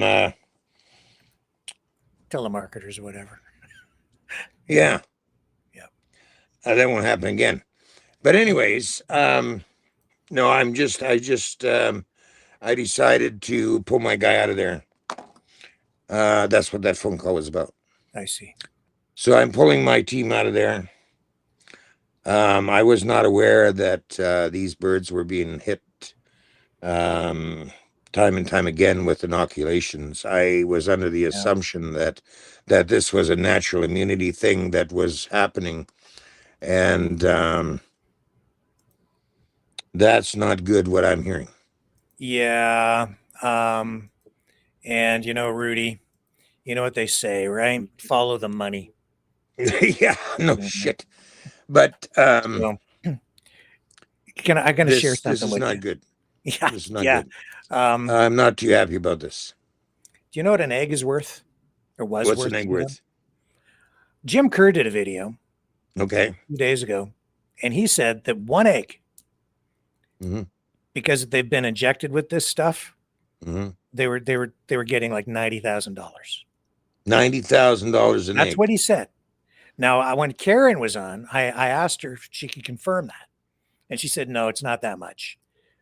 She said maybe 45,000. Well, one egg. I have a problem when things are genetically modified from natural stuff. Okay. I mean, we have a big problem with the seeds. I mean, the plant seeds. You can't buy or you can't use your own seeds to regenerate crops. You have to buy genetically modified seeds. Did you know that? Yeah, there is that aspect to it. I'm queuing up a little piece of video here that I want to share with you as well. So you go ahead and talk. This is sort of a sidebar, the whole genetically modified seed thing. Yeah. But I mean, there's so many unnatural factors going on in our society, our government, and all that, that point towards putting up the red flags to maybe we really have a good look at really what's going on here. Okay. Even with pharmaceuticals. Okay. So, I mean, there's a lot of factors that people should be paying attention to.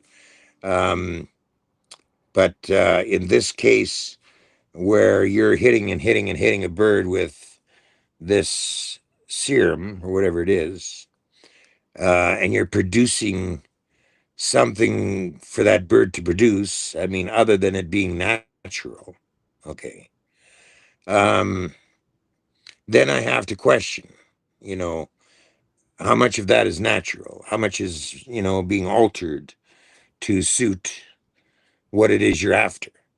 You know what I mean? The outcome, right? Yeah, I'm sorry, Rudy. I had some audio playing in my ear while I was trying to queue up this Sure. clip that I want to share with you. In fact, can we just take a little break because this is kind of Sure. important because it's all about the money. Yeah, yeah. So I didn't mean to be not paying attention to you. I just had your audio and the other audio, and I hate it when that happens because Two things at one time. I'm trying to produce while still pay attention, and it's very Right. difficult. So let me play the audio from this transition, and I'll deal with the confusion from that. It'll be a little. Then I'll come back and you'll have my full attention. Sure. Let me do this.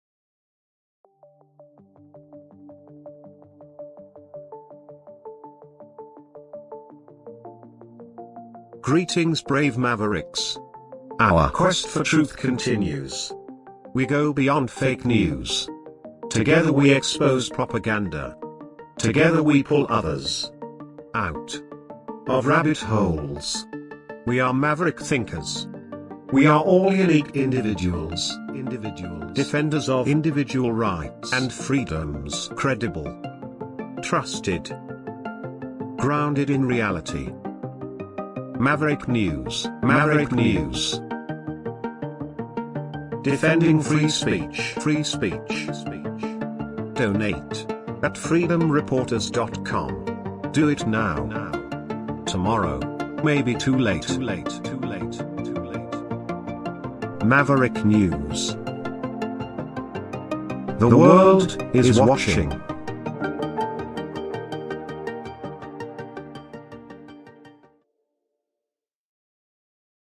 I just had your audio and the other audio, and I hate when that happens because I don't know if it's exactly queued up here or not, Rudy, but we're gonna give it a shot here. Just say follow the money. So one egg, maybe if it's accurate, she said in the interview, I'm pretty sure it was 45 grand that they would get for one egg. Maybe, maybe not, whatever. And I think Karen, nice lady, I think she's being honest. Like, I didn't get any sense that she was trying to hide anything from me at all. If you ask the questions, she'll answer. And if they just don't talk about some of the stuff from the past that much, and they don't offer up all the information. So you have to dig for it a little bit. And Jim Kerr isn't telling you everything. And, you know, they don't talk about how openly through this protest too much about how they used to sell them for food and used to slaughter them because they're livestock. But, you know, that's really what has been going on out there. So also 45 grand for an egg. Now they're not worth anything if they're infected with bird flu. Maybe they could, I don't know, even if they can sell I don't know where that leaves them with their livestock, right? So as a result of the protests, you know what they've been doing is they keep encouraging people to donate. Yes, I get that too. Right? And now my understanding though with that is that they're done with the court system. They can't go any further. I mean, they're done. It's a done deal. The birds are going to be slaughtered in the next 4 days. Yeah, but okay. Regardless, if you look at what the terms of donation are, they say that well, I'll let this roll here because this is a previous video they made. I believe this is Karen speaking. Here we go. The animals here, it's for everyone's animals and for farmers and for our food source. So as the battle goes on, so do the fees. So our donations have been amazing, and we thank everybody who has helped out, but we do ask that you keep donating and participate in the auction, because all these funds go to our amazing lawyers that help fight these battles with us to make sure that our voices are heard and that we can make change to policies. Make change to policies. Okay, so she's saying that all the money in that, she says, go to their amazing lawyers. No. If you read the terms of donation, they can go to operational costs. What are operational costs? I would say that's anything. So that begs the question, how much has been donated? Do you have any idea? I have no idea. I took a look. I have no idea. So that'd be interesting to know. Yeah, so let's find out, shall we? All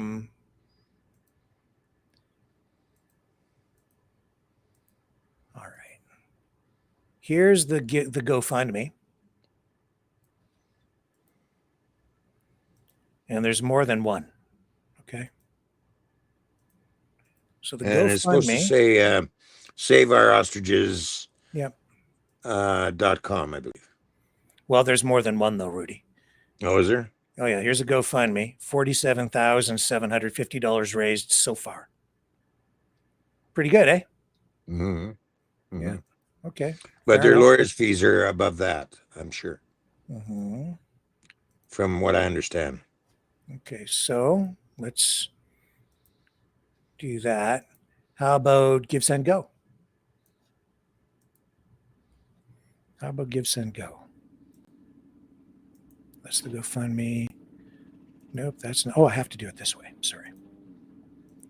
Give, Send, Go. There we go. Give, Send, Go. And you can donate if you want. It's up to you, folks. Give, Send, Go. Not promoting it, not telling you to do anything. 28,000 raised so far. Their goal is 100 grand. Mm-hmm.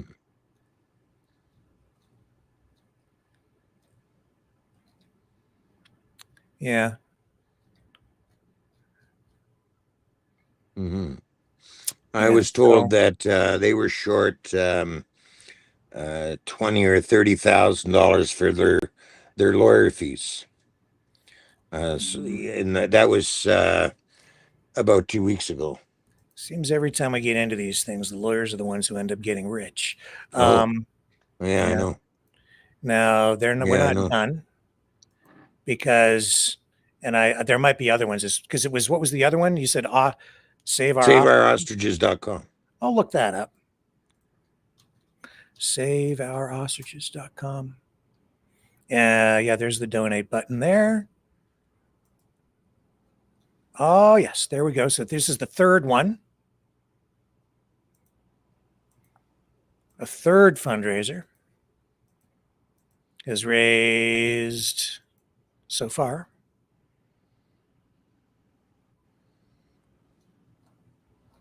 Dun, dun, dun, dun, dun, dun, dun. Is that it? No. Too many. No, we already showed you that one. Mm-hmm. $81,480. And that's a different. This is a different one. Mm. So we have 45, 28, and I think it was an 81,000. Mm-hmm. But it doesn't end there. I had on my program the other night, and I wasn't aware of this. Mm-hmm. Gentleman is part of a group, a panel. Russell Murray from BC Rising. He is one of the key figures at BC Rising, I guess, and he also is involved in this thing. They call it political scorecards. So he was one of our guests on, and we kind of got into it a little bit on the WEF because I just made reference to what the WEF, which is an an economic think tank. I'm not saying I agree with anything that the WEF does, but I don't know. Mr. Murray got a little defensive. I've invited him back on. I hope he does come back on. Seems like a nice fella. But I was a little perplexed That's by the Rob. response. You okay there? Oh yeah, fine. Yeah. Okay, cool. I think this is, here we go. I don't know if I've got this queued up exactly right, but we'll give this a whirl. Let me see here. I better make sure I've got the right speed. No, it's at 2 times. Normal speed. Here. Rick, if you don't mind, Jack, when Carney took over, like he became the... Because it's these progressive principles. They have their principles. Conservatives are opposed to those, but that's all. This also plays into this larger geopolitical war against liberalism, which is coming. Let me just see if I've got it queued up here. Can I change the talk? I'd like to change the topic a bit because we're in. What, how much of this money is coming from the United States? Okay, well, this is sort of a sidebar. I just bring this up because Mr. Murray, who's got his name Randy Political down there, I found out that he's with BC Rising. And the reason I just bring this up is because he started on about the world. I brought up the World Economic Forum, or I think it came up in this discussion, right? Mm-hmm, mm-hmm. And this is related to what we're talking about here tonight. And Randy, I was like, it's an economic think tank. And he was like, is that all it is? And I said, yeah, that's all it is. He seemed to, it was sort of like a gotcha moment for him for some reason. Like he'd cornered me or whatever. And no, he didn't. But I didn't realize that what he was saying that night was going to come back and be relevant here in this conversation, which is why I don't have it queued up. But we had an exchange about the WEF. Then I realized that he's not just with political scorecards. He's with this group BC Rising out in British Columbia. Well, what is BC Rising doing? Here, I'll show you. They have been. I've heard this name before. And I actually brought it up with Karen when I did her interview, because they have been one of the main groups advocating for the farm. They've been directly involved in the political campaign and the fight against the CFIA. Here you go. Here's their website. And it's all about this ostrich fight. I didn't know that when Randy was on the program. Otherwise, I might have asked him about it. This is why, because he's one of the key guys. This is one of the key groups. He was talking about the WEF, which we're going to get to in a moment. $103,000 they've raised at BC Rising for this. Now, where's that money going? So there's another $100,000 raised because of this ostrich thing. Yeah. Doesn't that seem like an awful lot of money, Rudy? Like, again, like maybe not. Well, the last I heard, they were short $30,000. This is way over the mark that I was told. Yeah, well, there's a whole lot of cash flowing around here, isn't there? But it doesn't stop there. So. Here's the other thing. How much, what happens when they kill these birds? My estimation was they were going to be able to get upwards of $3,000 a bird. Right. So say $3,000 a bird. How many birds? Times 400. How much money is that? Well, times that by 400. $1.2 million. Whoa. They're going to come and kill these birds. They've now generated all those funds. $100,000, 80 some grand, 28 grand, 40 some grand. What's all that add up at? 100, 180, 190. Yeah, wow. 210, 20, 230, 240. $250,000. Wow. Okay, so they've generated so far $250,000 in donations, and then plus $3,000 a bird, upwards of. Now that's not saying they're going to get $3,000 a bird. And to get that 1.2 mil from the federal government through the CFIA compensation program, because they're not just going to kill those birds and not give them anything. They're compensating. No, they're going to get upwards of $1.2 million. $3,000 a bird. 1.2 mil. So they're going to take all the donations, plus get the 1.2 mil. What's that? That's $1.5 million. Yeah, no, I'm $1.5 million. I'm already pulling my guy out of there. Follow the money. I'm already pulling my guy out of there. Today, $1 million, $1.2 million doesn't go that far. Are those birds worth that much money?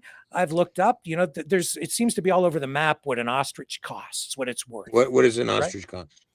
You could be into a few thousand, like $900 for depending on the age of the bird, what you're getting, and so on, right? And then they're saying now, Katie and Karen have been saying their birds are worth way more money because of this genetic research that they've been doing. Yeah. I would argue that maybe they're not worth anything because you've got a chemical soup and science that the federal government doesn't even recognize, let alone potentially other labs that are doing legitimate research. My argument would be their birds are basically not worth much unless you're doing this, what some people are describing with this good Dr. Ostrich as maybe pseudoscience and producing product that that's not government approved, not FDA approved, not approved by Health Canada.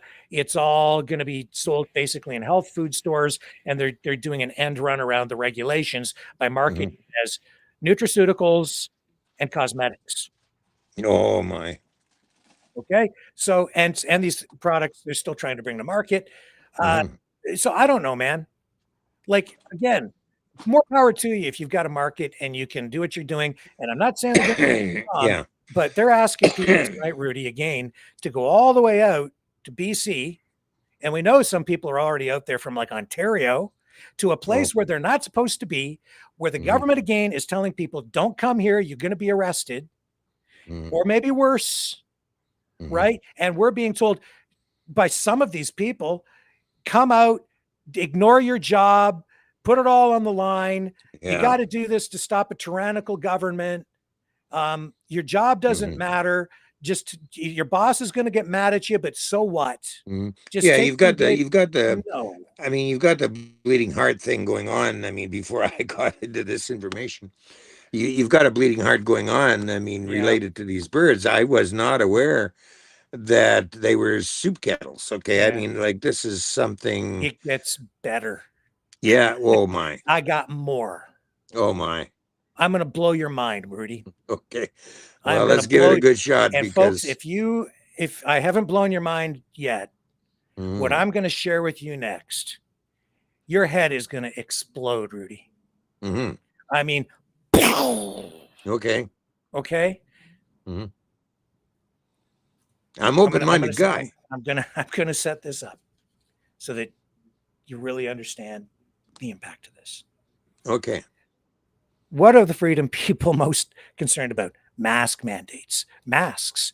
You know, concerned about vaccines. Yes. Efficacy and safety. Right. Me too. I didn't get the thingy in the arm because I was like, it hasn't been researched enough. You know, you show me the proof, the real science, and then maybe I'll look at it. But until then, you know, that one, I'm not interested. No. So concerned about that, concerned about mRNA, concerned about COVID, concerned about all of that stuff. Right. And even though I said on the podcast with Mr. Murray the other night that the WEF is just an economic think tank where and networking session for, you know, really rich people and world leaders who are progressive and left wing. That's what it is. Doesn't mean I agree with what they do. I certainly have a lot of the stuff I don't agree with what's coming out of the WEF. Now, the same way. And he's accusing me on the program basically of being sympathetic to the WEF. And I'm like, no, I didn't get into it with him. We had to move on because that wasn't the main focus. But he was like talking about how he's like all anti-WEF, right? And how he kind of got me or something because oh my God. Oh, he dropped the shell on you. That's what he thought. But what if, oh my God, WEF, World Economic Forum. So BC Rising. What's BC? What? Before I show you what I'm going to show you, Before I blow your mind, what do you think? You know what? We were talking about some of these bad actors at the Freedom Convoy exploiting, hijacking the convoy, using innocent people as pawns, ended up being beaten in the streets. Well, the people who told them to show up were long gone back to their comfy offices in Alberta. And the majority of these people, from what I revealed in our broadcast, are separatists, right? BC Rising. What does BC Rising even mean? Like, what is the word? These groups, they all are anti-government. They see, and I don't know that they kind of cloak sometimes. They're not about freedom. Some of these groups, Rudy, some of these groups are about breaking the country apart. They're about provincial sovereignty. That's why they want BC to rise. They want people to rise up against their government and against Canadian sovereignty. They want provincial sovereignty. They want to, okay, that's what I take from the name. Prove me wrong. But I'll tell you this. Can I point out something? Yeah. The main concern that Canadians, all Canadians, should be concerned with is a proper constitution. Okay, well, because even if you go into this and that's sovereignty aspect, I don't. Okay, please, I don't want to lose the train of thought. It'll be very quick. Even if you go into this sovereignty aspect, if you do not have a form of constitution of the people, okay, then you have nothing, and the government can still. We can have that broader conversation. Okay. Okay. And what you held up there is written by politicians, not people. And I'm happy to get into that with you, and I'll blow your mind on that too. Okay. When we do, but what I'm going to do now is I'm going to blow your mind on this. Okay. All right. So, separatists, bad actors, Freedom Convoy, people got beaten. You've got all these different groups, separatist movement, masks. Literally the masks are coming off now, so you can see who some of these people are and what their true intentions have been. BC Rising, connected to this ostrich thing, anti-government protest, very similar to what we've seen go on in the States with these anti-government cattle ranchers and sovereigntists down in portions of the United States where there's a lot of cattle ranching. A lot of similarities there. But here's the thing. If you're worried about a one world government, sometimes the people who are the most effective way to get people to win a war is to get people to fight against themselves. Divide and conquer. Or even just redefine people's reality and have them work against their own best interests. Have them destroy themselves. Yeah, that's true. That's what's going on. So, yeah. In some ways. So right now, Rudy, we have people going out to BC to protest, freedom people who are against masks, who are against vaccines, largely, like across the board, let alone COVID vaccines, worried, freaking out about COVID research, the Wuhan lab, the Winnipeg lab leaks. And what are they going out there to support? They're out there supporting and donating $250,000 already, approximately, to the cause, right? And what are they supporting? They're supporting research, or they're supporting the injection of animals that they're told are organic, but are actually being injected repeatedly with genetically modified pseudo coronavirus, genetically modified bird flu virus, over and over and over again for like the last 5 years. 5 years of this. Yeah, I wasn't aware of this. Selling eggs for big money, probably getting some sort of government grants back, maybe not from Canada, but maybe from Japan. I don't know how the money was flowing there. Cut off from the funding that they were getting out of Quebec for some reason. Concerns about biosecurity. An open air biolab. This is what you're supporting.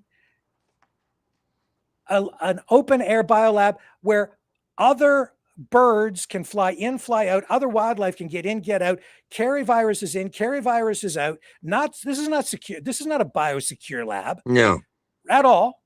No. This is what you're supporting out there. This is all the things that the people were fighting against before, but now they're fighting for, and they're donating to all these organizations, including BC Rising, which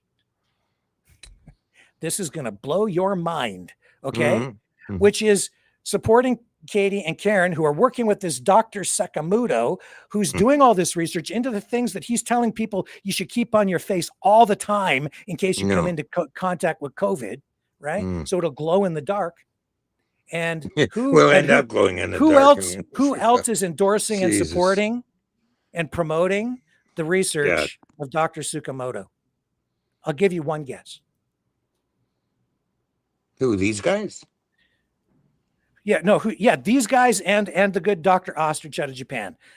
Where would you find supporting information and encouragement? What organization might be making reference to them and have them on their website? I'll bet you this BC Rising is. Well, we have already shown you right? that they're doing it. Okay. How many others? How many others are doing that? What's that? How many others are doing that? Oh, you're missing the clue, and I already gave it to you. Let me just show you. This is okay. You ready for your head to blow up? Okay, go ahead. I believe it is right there. World Economic Forum. Oh my God. Oh my God. These smart face masks can tell you whether you have COVID-19, and then they go in here and they talk about the work of Dr. Sakamoto, disposable 3-ply cloth surgical respirator. They talk about him and how this is hope for humanity, Rudy. That is sick. So your people who you've been encouraging to go out there and risk getting the crap kicked out of them, maybe get arrested, lose their jobs. They're going out there to support the very thing, another thing that they're opposed to, which, all you have to say to anybody in the freedom movement is WEF, and it triggers people because it's in their minds, right? It's such an evil thing. But they're going out there to support something that is exactly what the World Economic Forum is supporting and hopeful. Wow. That is wild. How's your head? Well, you got me on that one, I got to admit. That's crazy. Absolutely crazy nuts. Now, I'm a little more tolerant than most of the people in the freedom movement because in my conversation with Randy Murray of BC Rising, I said the World Economic Forum is just an economic think tank, which it is. That is, by definition, what it is. That's all I said. Doesn't mean I agree with what they're saying, but I'm a little more tolerant and realistic about it. Right. But see, the reason Mr. Murray why he reacted the way he did is because he knows that for people in the freedom movement, the WEF is demonic. And so for me to even say anything that's even conciliatory, not complimentary, but to just call it for what it like it really is, that's not enough. You're supposed to condemn it. Well, no, I was accurate, but see, I'm not the one running out there to support something that is being supported by the WEF. I'm not running a fundraiser for something that is also supported by the WEF. But Mr. Murray and BC Rising is. Wow. And they're supposed to be a freedom-oriented group. Yeah, I would suggest to you, Rudy, that people should look Wow. very carefully about what it is they're actually getting involved with before they head all the way out to British Columbia tonight. Well, I'm putting a stop to it. Involved in this protest. Yeah, I'm already putting the brakes on. I've already been on the phone pulling out my guy.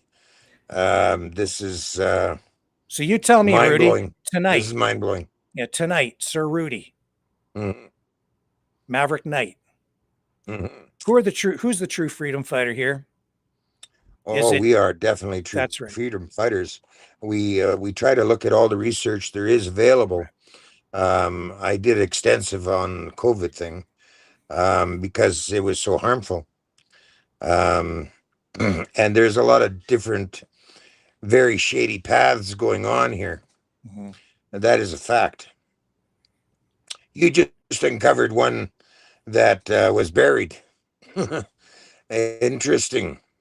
Very interesting. It is very interesting because, the other thing that I've found through my journey with this, Rudy, is that some of the people that I've contacted early on regarding this wouldn't come near me. They wouldn't talk to me. Yeah. Some of them didn't return my messages. And you know what happens when you do that? I get very curious. Yeah, definitely. Yeah. Yeah. No, we have to be very open-minded to a lot of things that have been going on, especially when it comes to that kind of thing. Yeah. Because they're so underhanded, okay? Very underhanded shit going on. And I have to say that in what I was looking at, it wasn't fully explained to that extent. I was told something a little different. You are one that does open up a lot of research into things, and that's why we always talk. And I brought the receipts, didn't I? Yeah. So there you go. And then I can turn a few things around. I can't pull back the funding, but and folks, you can do what you want. I'm just giving you the information, and I'm not condemning or endorsing, but I am. Well, no, we don't. We don't put people in harm's way in what we do. Okay. This is one of the reasons for putting the brakes on. We don't put people into harm's way for no good reason. Okay. So this brings a lot of things to light that I wasn't aware of to begin with. Now I live to see a better day as a result of certain information. And we should always be open to information, because that's what really makes the world go round, right? Now, if we're not getting proper information and we're being led down the path of bullshit, that's not good. Yeah. And if there's one thing I know you don't like, it's bullshit. Bullshit. Exactly. We know that. I hate bullshit. We know that. I really hate bullshit. Me too. And when Rudy. I find bullshit, well, look out, because here I am. Yeah. That's pretty much it in a nutshell. And that only took us like 2.5 hours. But man, there was a lot to unpack there, wasn't there? Oh yeah, I'm glad we got a chance to have a good analyzation of this the proper way. I had no idea. Okay, I mean, when you're only hearing it from one side over here, and you sympathize with these birds, I really do. I don't want them to die. But I don't want them to die either. Okay. Yeah. But when you have put things on the table like they are and what it is, then they led these birds down that path themselves. Not me. Oh, not us. Now there are a few things, it looks more like a profitization out of this. The end result is, let's get as much money as we can before they get slaughtered. Yeah. So I'm going to put the brakes on. And, just I'm going to pull my people back, and I just feel sorry for the birds. Me too. Anyway, we'll leave it at that. Rick, been a slice, buddy. Rudy, I just want to thank you from the bottom of my heart for coming out tonight and joining us again on the program, sir. Oh, you're more than welcome. Anytime. All right. Anytime we get a hot one, we'll dice that hot potato around like a football. Okay. Everybody was saying you had to get Rudy back on the show no matter what. Tonight was an opportunity to do that. Everybody here loves you, and we will catch everybody back here tomorrow night, 7 p.m. Eastern. On the flip side, take it away, Cosmo. Here's Free Dog, Okay. Maverick in the News. Till next time. See you tomorrow night on the flip side.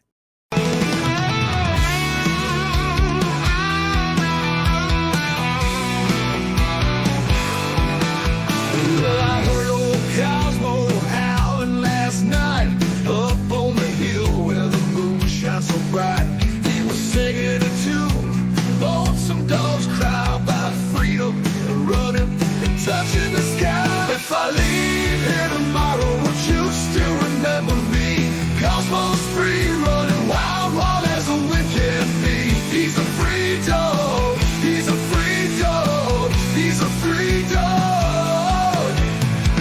got them paws that just itch to roam. He's chasing his dreams, he's far from home.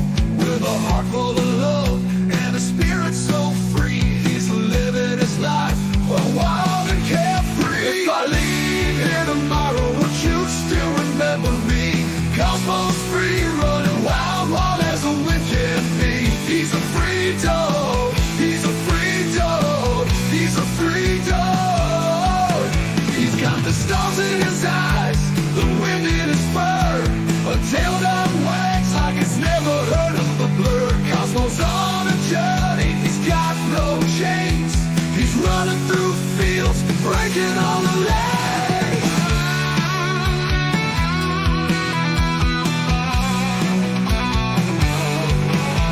Now the night's getting cold and the sky's turning gray, but Cosmo's still out there, he's miles away.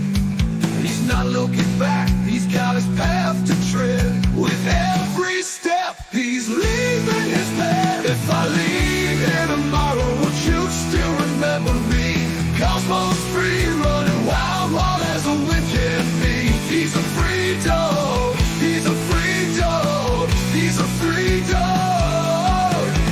So if you're feeling lost, just think of Cosmos Run. Remember his spirit, his freedom, his fun. And maybe one day, when you're feeling low, you'll find your own freedom and let your spirit go. If I leave here tomorrow, would you still remember me? Cosmos free, running wild, wild as the wind can be. He's a free dog, he's a free dog, he's a free dog.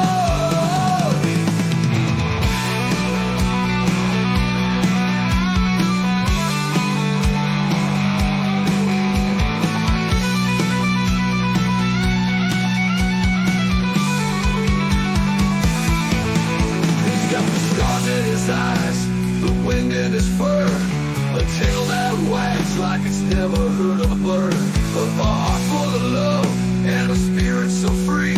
He's living his life wild and carefree. He's got the stars in his eyes, the wind in his fur, a tail that wags like it's never heard a word. Cosmos on a journey, he's got no chains. He's running through fields, breaking all the lanes.